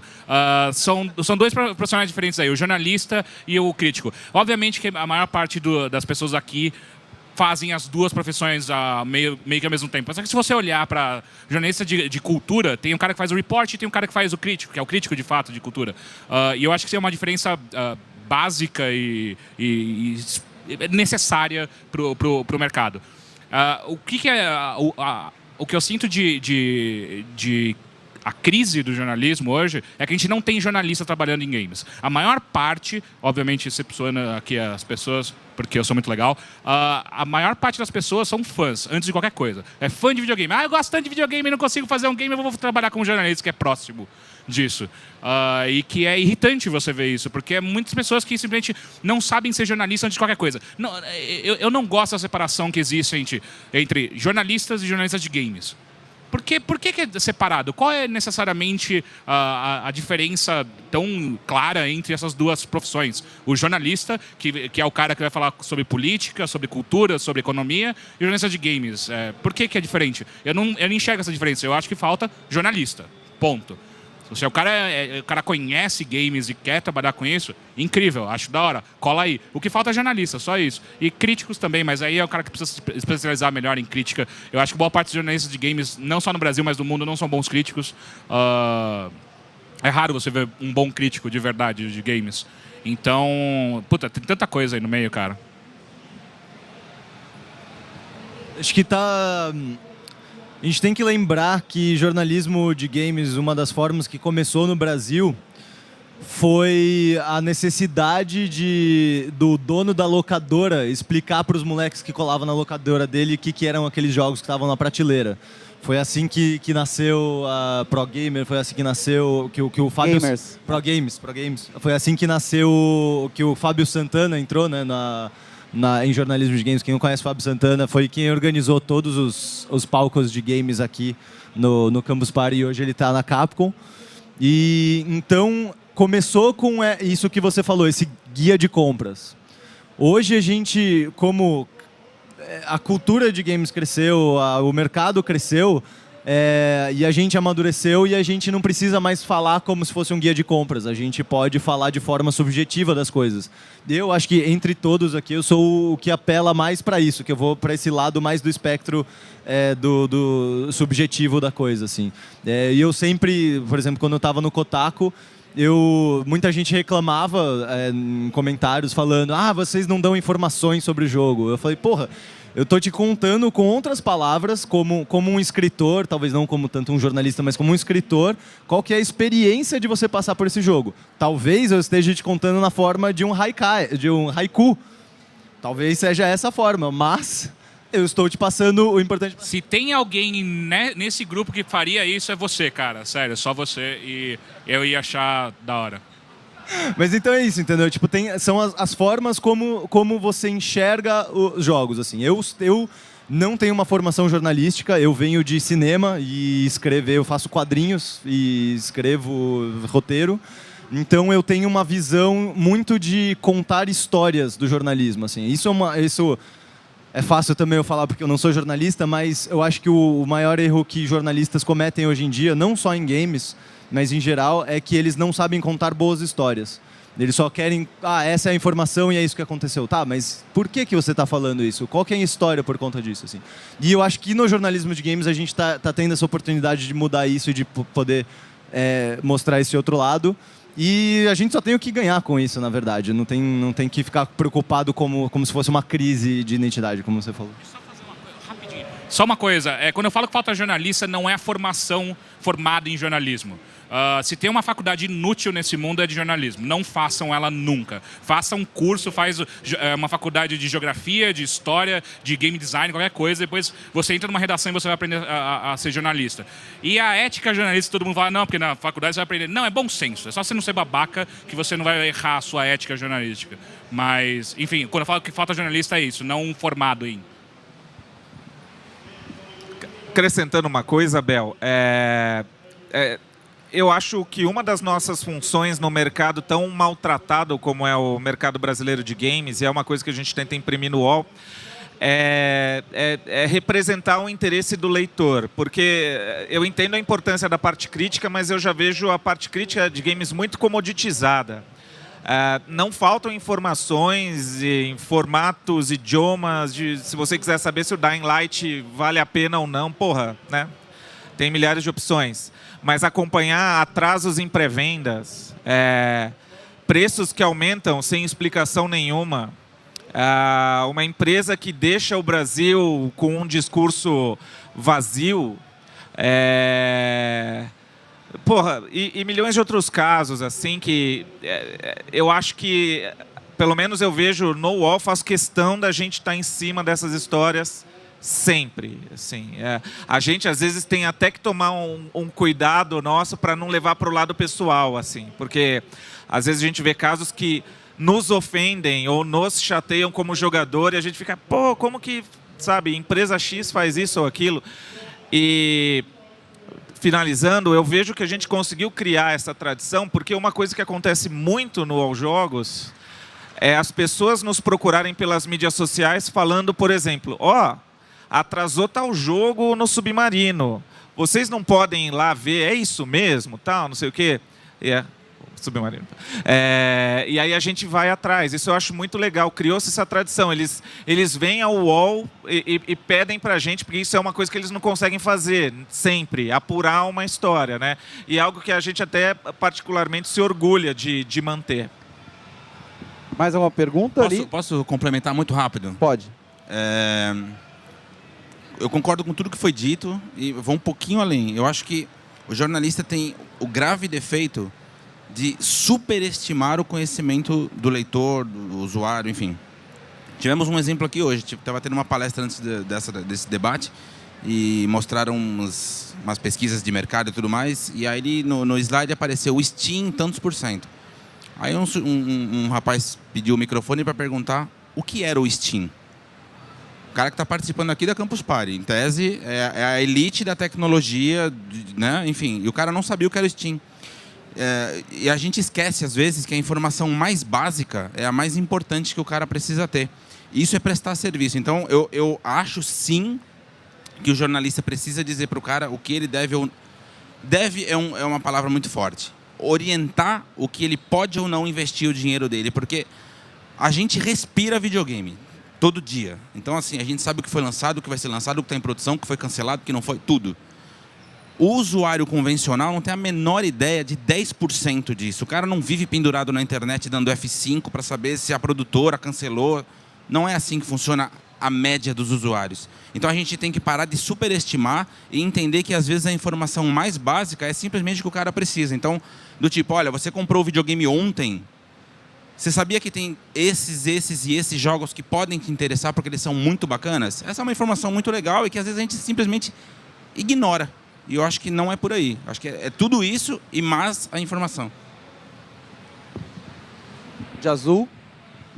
Fala, garoto. Olá, primeiro queria agradecer a vocês, achei muito bacana. E só ressaltando sobre aquele que você falou sobre o tema de publicidade, né? Também sou publicitário. Eu e a Lohane aqui, nós formamos publicidade há pouco tempo e realizamos no nosso TCC sobre publicidade em game. Até nós palestramos aqui ontem. Ontem não, né? Terça, né? Quarta-feira, sobre publicidade em game. E eu acho que ele chegou a comentar sobre o BV. Eu acho que o BV é só a ponta do iceberg da lá em cima. A gente for pensar também, a culpa está em certa maldade dos desenvolvedores e falta de instrução. Porque a gente não tem um espaço dentro de uns jogos como a gente tem em muitos sites. Por exemplo, nós temos um banner lateral que pode ser inserida publicidade. Nós temos tal banner em top que pode ser inserida publicidade. Os jogos hoje, os desenvolvedores não estão pensando nisso, porque eles muitas vezes pensam assim, estou desenvolvendo uma forma de arte e eu não posso estragar meu jogo colocando publicidade. E igual na pesquisa que a gente fez, percebeu que o jogador não se importa quando a publicidade é bem inserida, quando é uma forma bacana. Então, acho que devia não só abrir a cabeça dos publicitários, mas dos próprios desenvolvedores, saber que aquela publicidade não é uma forma negativa para o seu jogo, e sim uma forma positiva de alavancar as vendas do próprio jogo e levantar capital para ele, principalmente para o público indie. Fica a dica para as agências, né? Mais uma pergunta? Pode ser. Alguém quer acrescentar alguma coisa sobre isso? Não. Falou, foi muito bom. Olha, eu gosto. Foi que ele perguntou antes aqui. Fala, garoto. Na verdade, não era uma pergunta, era só para complementar o dele. Se vocês for notar, o GTA, ele é um jogo assim, tipo, que tem a construção toda da cidade, dos personagens e até mesmo de marcas fictícias das reais. Eles não têm o iPhone, eles têm o celular que tem quase o mesmo nome que o iPhone, mas não é o iPhone. Eles não têm, sei lá, a Coca-Cola. Eles têm, sei lá, o refrigerante X que lembra a Coca-Cola. É a Pepsi. E eu acho isso, tipo, imagina se você inserisse todas essas marcas reais dentro do mundo do GTA. Ia ficar muito mais realista. E pronto, aí, achamos um lugar perfeito para inserir essa publicidade.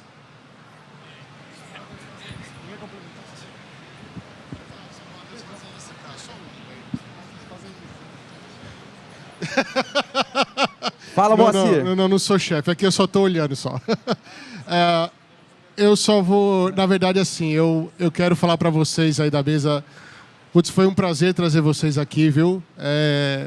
Quando a gente falou com o pessoal da Campus Party, até algumas pessoas foram contra, não, já teve e tal. Eu falei, não, aí chamei o Fabão, falei, vamos trazer esse pessoal, vale a pena.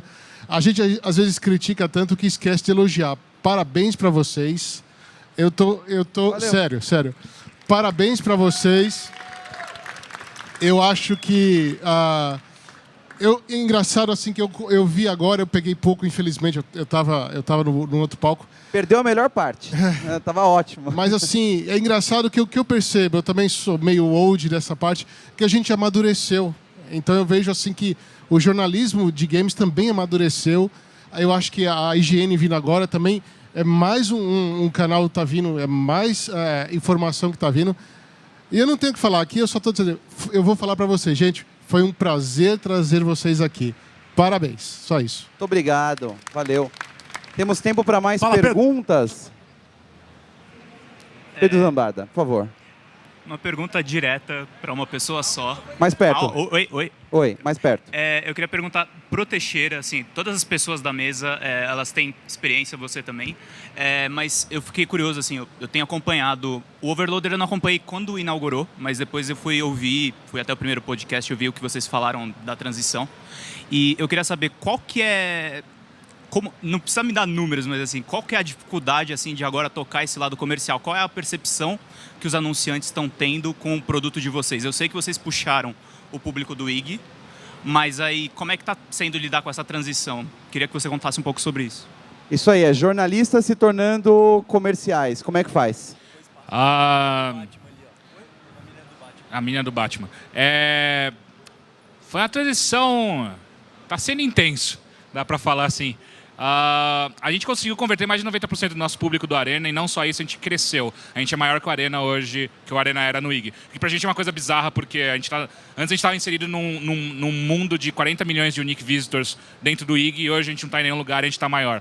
O que é estranho. Como o mercado enxerga isso? Acha incrível. Dão dinheiro? Não. É a pior parte. Tipo, todo mundo acha incrível, acha lindo, acha o que a gente faz diferente, revolucionário. Mas a gente não tem dinheiro agora, então você tem que entender que vocês vão ter que viver de luz do sol até a hora que a gente ter algum tipo de dinheiro. Obviamente que existem parceiros que estão encaminhando para isso rolar. E a gente sabe também que é necessário um tempo. A gente tem nem 6 meses de vida ainda. E as pessoas estão conhecendo a gente ainda. Mas é engraçado sempre que você vai numa reunião de agência de publicidade e o cara fala, porra, incrível, hein? E aí, vai rolar? Não. E aí você fala, pô, então, valeu. Outro dia eu fui numa agência muito da hora, que o cara falando, porra, não tem dinheiro, olhando no fundo do meu olho, não tem dinheiro. Aí você olha acima do cara, tem uma moto pendurada no teto, você fica, porra, eu acho que você vender aquela moto ali, dá pra sustentar meu site 1 ano aí, viu, na boa. Mas tudo bem, você não tem dinheiro, então tá bom. Mas rolou um café de graça? Rolou café de graça. Aguinha? Então, se já você valeu a colocar reunião, cara. Se colocar na ponta do lápis isso, acho que no final a gente tá ganhando muito dinheiro. Então. Café, água, pô, Red Bull. A gente... Salgadinho não, nunca deram comida pra gente. Eles acham que a gente não precisa comer, é só beber. Tem mais? Vão deixar a gente aqui pra sempre, a gente vai ficar, tá bom? Bem, pela falta de mulheres, né? Oba! Além de mulher, eu também faço jornalismo, então tô ferrada também. Bem-vinda. A minha pergunta é assim, tem a dificuldade, vocês sentiram dificuldade na transição entre, vamos dizer assim, impresso, revista, para blog e acabar fazendo um vídeo, essa transição na maneira de linguagem, etc. Eu nunca me recuperei. Tá, mas eles... Como é que você chama? Olha, eu acho que eu...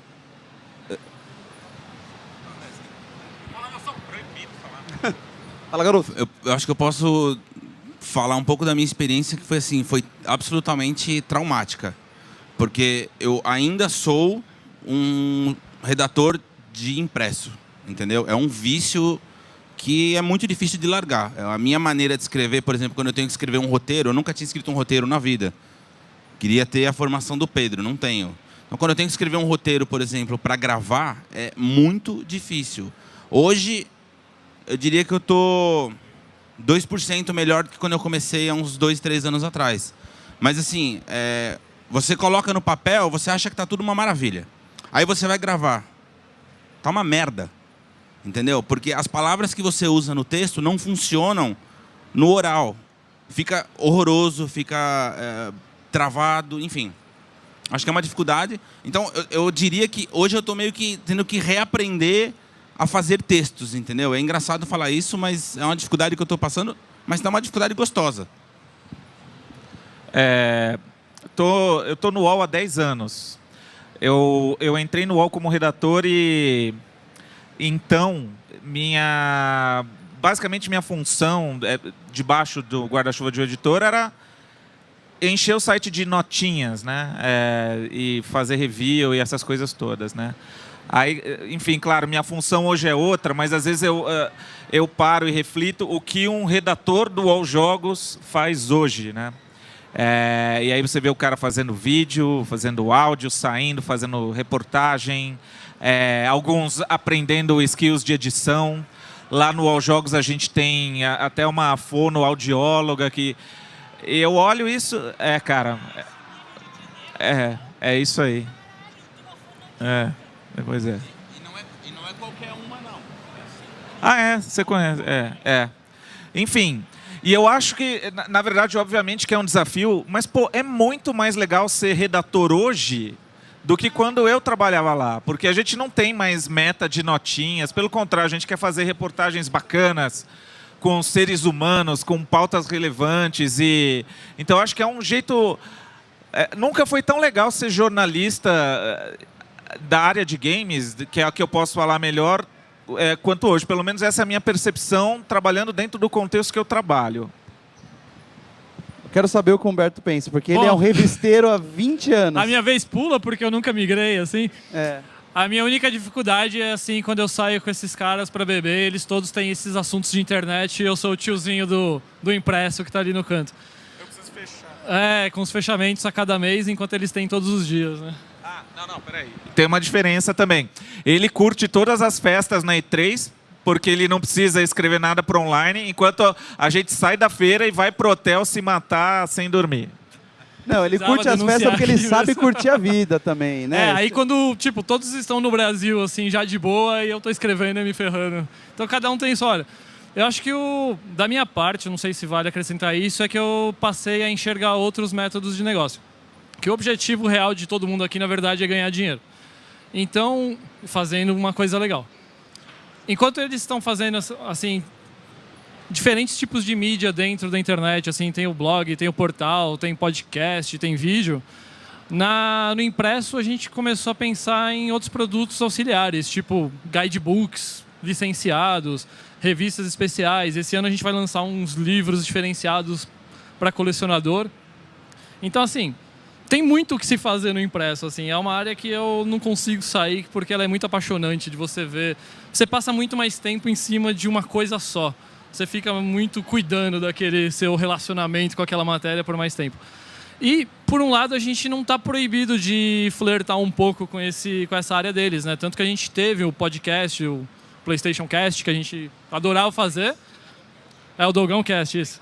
Não tem porque não dava dinheiro. Então, a gente não tinha que dar prioridade para outras coisas, né? A gente tem vontade de voltar a fazer, mas é outro papo. A gente chegou a fazer vídeos. Então, a gente acabou vendo que o melhor para a gente fazer algo digital era algo perto da nossa realidade, que é levar a revista digital. Então, a gente tem aplicativos da PlayStation e de todas as revistas de games em todos os meios possíveis. Windows Phone, Android, iOS, o escambau. E talvez um dia fazer uma só para digital, não uma conversão para esse mundo. Mas acho que é isso, minha experiência. E, sei lá, a área impressa tá bem legal ainda, gente. Tem mais perguntas? A gente ganhou... por favor, mas a gente ganhou um bônus aqui. Eu passei pelos três. Eu passei pelo impresso, pela web e pelo vídeo. E... Não, desculpa, é sorte, cara. Sei lá. Desculpa, não, pô. Não... Tá, então não falo mais. Não, mas assim, a grande diferença do impresso pro online, para mim, é que o impresso, a grande dificuldade que eu tinha no impresso é caber tudo que eu quero escrever dentro do espaço que tem. E no online, você não tem esse limite. Então, eu me adaptei muito mais rápido ao online do que no impresso. Que o impresso eu tinha que condensar, principalmente quando eu trabalhei na Folha, que daí o espaço era menor ainda do que numa revista. Então, você tem que condensar suas ideias para aquela coluninha do jornal que vai ter quantos toques, Theo? Você que lembra aí? Tem toques, você tem que calcular aquilo ali, os centímetros e tal. E no online não tem isso, mas ao mesmo tempo você não pode também escrever tudo que você quer e fazer um texto que o cara vai levar 2 horas para ler. Não, você tem que também ter um trabalho legal. E o vídeo, que nem o Nelson falou, a grande dificuldade que eu tive realmente é roteiro, porque você não fala como você escreve. Então, e também tem imagens, tem o que vai colocar. Mas o vídeo eu acho que é o mais legal, é o que me deu mais liberdade, assim, mesmo dentro de todo o contexto que você tem que fazer. Mas é o que eu mais gosto. Mas o online acabou para mim sendo mais fácil de se adaptar. E revista e jornal você tem que condensar tudo aquilo. Obrigado por espaço. Quem mais? Primeiro, você tá adorando ser o cara do staff aqui do Paulo. Adorando. Bom, voltando ao negócio que ele tinha falado da Steam, do cara que não conhecia, uma das coisas que eu achei assim também extraordinária foi que no negócio da pesquisa, que ele falou do GTA V como o melhor lançamento de 2014. Eu fiquei meio abismado de, tipo, as pessoas que foram entrevistadas não saberem que GTA V não é um lançamento de 2014. E sim uma remasterização só. Eu acho que assim...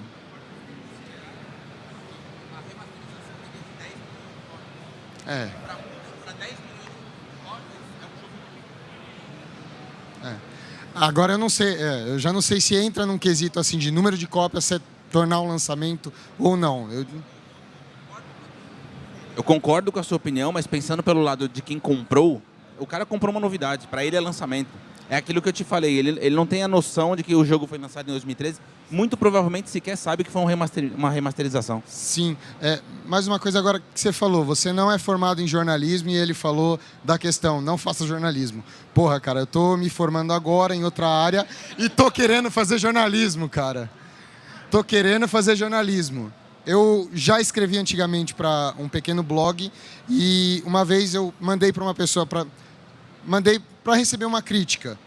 Eu gosto muito de receber uma crítica de um trabalho que eu faço e tal.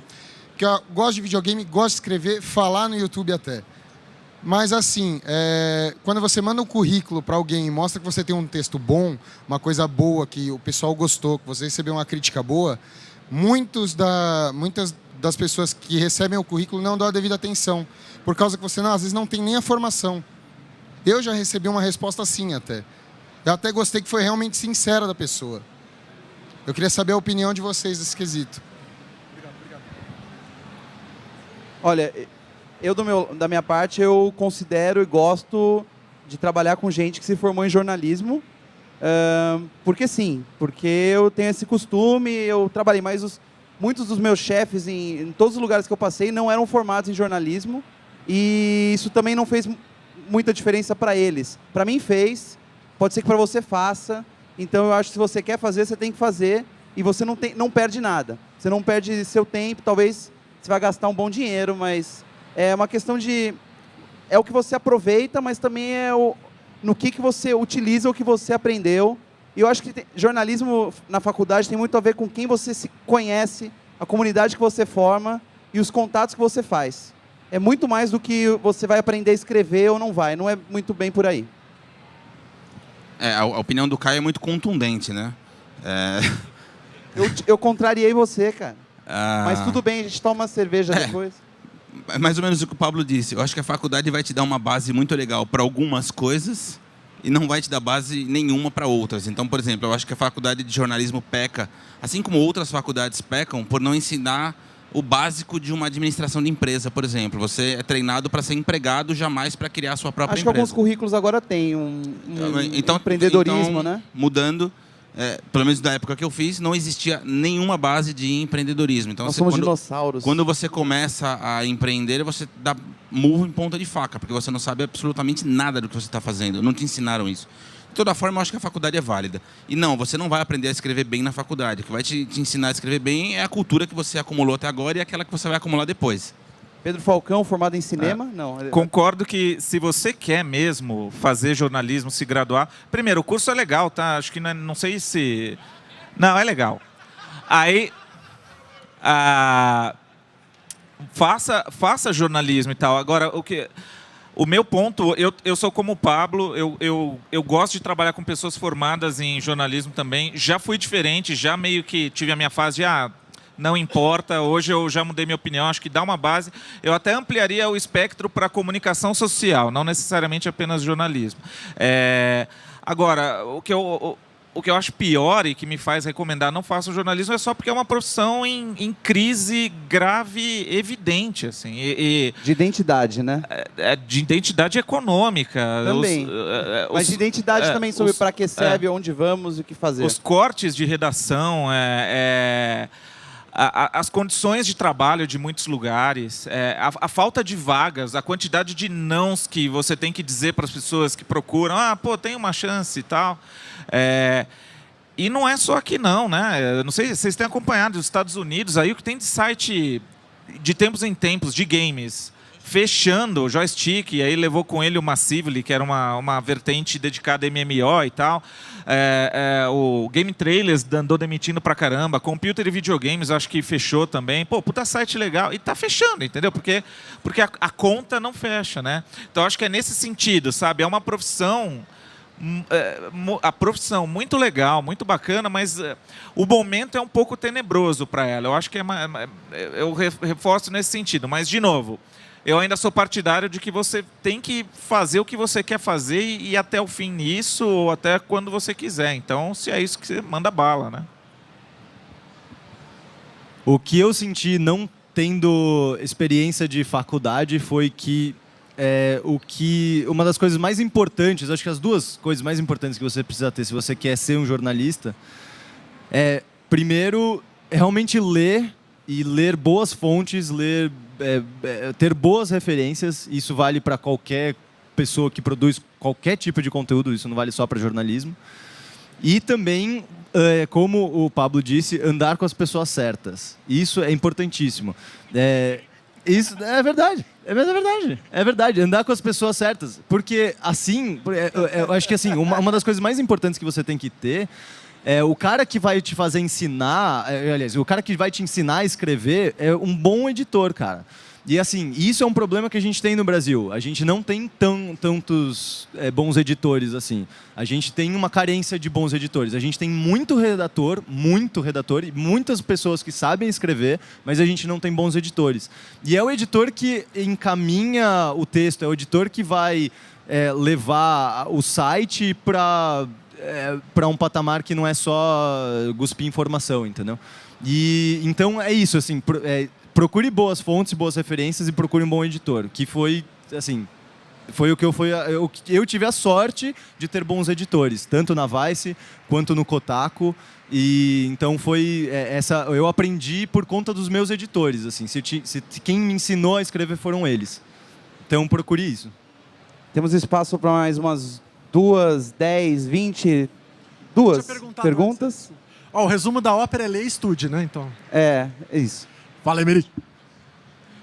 Boa tarde para todos. A respeito do que vocês falaram sobre o joystick ter fechado na semana passada, a minha pergunta para vocês é o seguinte: se vocês enxergam que o mercado brasileiro hoje ele está pronto para crowdfunding. Então, por exemplo, a gente teve o Greg Miller saindo da GN, da redação que ele estava, para os fãs patrocinando o conteúdo dele. E acho que até o próprio Overloader, de repente, pode ser alguma... Não sei nem se o Caio tem imaginado isso ou desenhado, mas se hoje vocês enxergam que pode ser uma alternativa para conseguir que as editorias consigam patrocínio de quem realmente lê, de quem se importa com o site e com os autores. Boa. Obrigado pela chance. Edu, eu estou passando o chapéu, na verdade, aqui agora para pedir uma ajudinha para você para montar meu site. Não, estou brincando. Realmente, quem que pode falar? O mercado está preparado, não no Brasil, eu acho. A Games Foda entrou com uma campanha de Patreon. Eles faturaram $300 aí. Patreon, fala Patreon, tá no Brasil. Tá bom, o Mecenas, eles entraram no Mecenas e eles estão faturando $300 mais ou menos. Para uma equipe de 8 pessoas, $300 não é nada. Vamos concordar? Aí só que daí, de outro lado, você também tem o 99 Vidas, que é um podcast, só podcast, não produz outro tipo de conteúdo, que está tirando $2.500 por mês. E aí tem o Easy Nobre, que é um produtor de conteúdo só de YouTube. Eu não gosto, mas tira $2.800 por mês. Tudo isso para falar que eu acho que é uma possibilidade. Eu acho que o brasileiro tem um problema muito sério ainda para entender de pagar conteúdo. A Folha está tentando, faz tempos, né, que a Folha e Estadão estão tentando implementar barreiras de assinatura para colocar... Para quem de fato consome, pagar pelo que está consumindo. E o leitor brasileiro não está acostumado com isso. É tudo de graça, sempre foi. Por que vai pagar agora? Que coisa babaca, sabe? Tudo isso para falar que, por favor, que dê certo. Porque todo o cenário pintado de publicidade que a gente tem hoje, por mais que tinham, pelo menos, 3 pessoas aqui de publicidade e trabalham com games, a maior parte dos publicitários não sabe o que eles estão fazendo de games. Eu acho que das outras coisas também, mas enfim, eu estou falando de games. Então isso dificulta muito o trabalho de qualquer pessoa que tenta ganhar vida com conteúdo. É muito difícil você vender conteúdo, porque é uma coisa subjetiva e você quer colocar um preço concreto em cima de uma coisa que, de novo, é subjetiva. O meu texto é legal, por que o seu texto é legal? Porque eu acho legal, tem uma galera que acha que é legal. Mas e os seus números? Foda-se os números, sabe? Vou dar um exemplo prático. O IG, que são números que eu sei, tinha mais ou menos um click-through de 0,05%. Então, ou seja, você vai lá e vai pagar centenas de milhares de reais no seu banner para ficar bonitão numa página que vai ter 40 milhões de unique visitors no mês. Com um click-through de 0,05%. O que significa? Que mais ou menos 40 pessoas de 40 milhões clicaram na porra do seu anúncio. Eu não sei matemática, posso estar errado. Mas é ridículo, não faz sentido. Quem é o imbecil que olha para um número desse e fala assim, já sei, sim, R$100 mil naquele banner, porque é uma boa ideia, só 0,05% das pessoas vão clicar no meu banner. E menos ainda vão ler aquele banner, porque banner já ficou claro que é uma coisa antiga, que a gente herdou do jornal, que não faz mais sentido. Ninguém mais lê banner. Pra que você lê? Qual foi a última vez que você olhou para um banner? Agora sim, era isso que eu precisava na minha vida. Ainda bem que esse cara anunciou aqui pra mim. Não faz o menor sentido. Então, a assinatura pra mim atualmente é a única forma de você conseguir sobreviver com o seu conteúdo, é com pessoas que de fato gostam dele pagando pra você. Vai dar certo? Não sei. Espero que sim. É isso. Tá rolando um flash mob ali, hein? Mais uma, última. Temos tempo para mais uma pergunta. Antes que todo mundo morra de bexiga cheia aqui, né? Todo mundo tem bexiga pequena aqui? Meu nome é Rodrigo, eu tô fazendo jornalismo. Não sei. Eu tenho a pergunta sobre os YouTubers, que você, assim, eu acho que tem um pouco de generalismo, assim. Fala mais perto. De você... de vocês pensarem assim, YouTuber é aquele cara do Minecraft e tudo mais. Só que, assim, por exemplo, tem...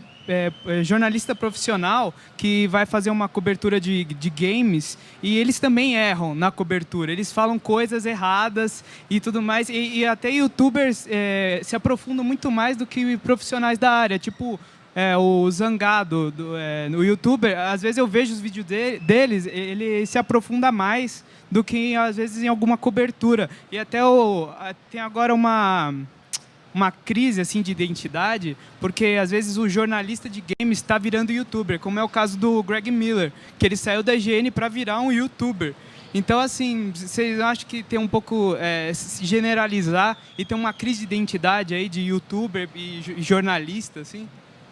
A discussão aqui é boa, né? A gente está tentando entender também o que é o youtuber, né? Não só... Qualquer um pode ser um youtuber. Se eu ponho um vídeo no meu canal, eu sou youtuber, ou você tem que falar de um certo jeito, de uma certa... usar um certo discurso e... Não sei, o que vocês acham aí, meus amigos, youtubers? Eu concordo com isso que você falou. A gente, como eu falei, a gente tende a fazer os outros, a gente versus os outros, assim. E aí, na maioria das vezes, a gente acaba cometendo esses erros de, tipo, primeiro do generalismo, como eu tinha mencionado, e também como falando, mas esses erros, eles cometem esses erros. Não, nossa, cansei de eu mesmo já arrumar nota que eu fiz, que teve informação errada. Já cansei, todo mundo aqui já corrigiu nota de quando estava errado. Não, né? Imagina. Então, todo mundo passa por esse problema, assim como o youtuber. Por isso que eu falo, assim, a única diferença só é que a linguagem deles é extremamente nova. Então, eles estão aprendendo a lidar com isso, eles estão aprendendo eles estão errando, eles vão aprender como, sabe? Fazendo tudo certo? Não. Eles estão aprendendo errando, entendeu? Tipo, uma coisa que eu fico muito feliz é que nota de jogo tá sumindo. Assim, eu sei que vocês ainda usam algumas, tá? Não? Mas eu tô... Estrelinhas, gosto de estrelinhas. Mas eu fico muito feliz, por exemplo, que nota de jogo tá sumindo. Para mim, foi uma coisa que faz parte da evolução e tudo mais. Então, eu acho que isso é a mesma coisa que vai acontecer com os youtubers, assim. Youtubers, tais quais jornalistas, são humanos. Eles erram, jornalistas também erram. Eu me arrisco a dizer que o jornalista errou muito mais feio que o youtuber. O problema muito sério, youtuber fala com uma quantidade de pessoas completamente retardada. É muita gente que assiste youtuber. Então, de novo, e aí entra o papo de demografia que o Theo levantou. Youtuber está falando com uma molecada de 12, 13 anos. Quando esse cara escuta que existe um Shadow of Colossus 2, esse babaca vai levar essa informação por 5 anos na vida dele, achando que aquilo é real. Eu preciso achar um agora até o Natal, gente. Me ajudem. Vocês estragaram a vida de um pai. Então, o que acontece o problema do youtuber, e além disso, o segundo problema que eu enxergo quando eles erram, eles raramente voltam atrás e fazem uma errata. Coisa que jornalista é obrigado quase. Eu sinto que é obrigado. É algo de ético. Você precisa voltar atrás e fazer uma errata. Você fez merda, você vai lá e fala, foi mal, fiz bosta. Porque todo mundo consegue fazer merda. Porque, enfim. Mas só uma coisa sobre a generalização. A gente está numa palestra de 2 horas aqui. Generalização, se a gente não generalizar, o nosso debate nunca vai andar. É simples assim. Se a gente começar a falar, pegar exemplo específico de cada youtuber que faz certo e de cada jornalista que faz merda, a gente nunca vai discutir nada aqui. Então acho que a generalização serve mais para isso. Tipo, o PewDiePie é um youtuber incrível, gigantesco. O Total Biscuit também, é muito foda.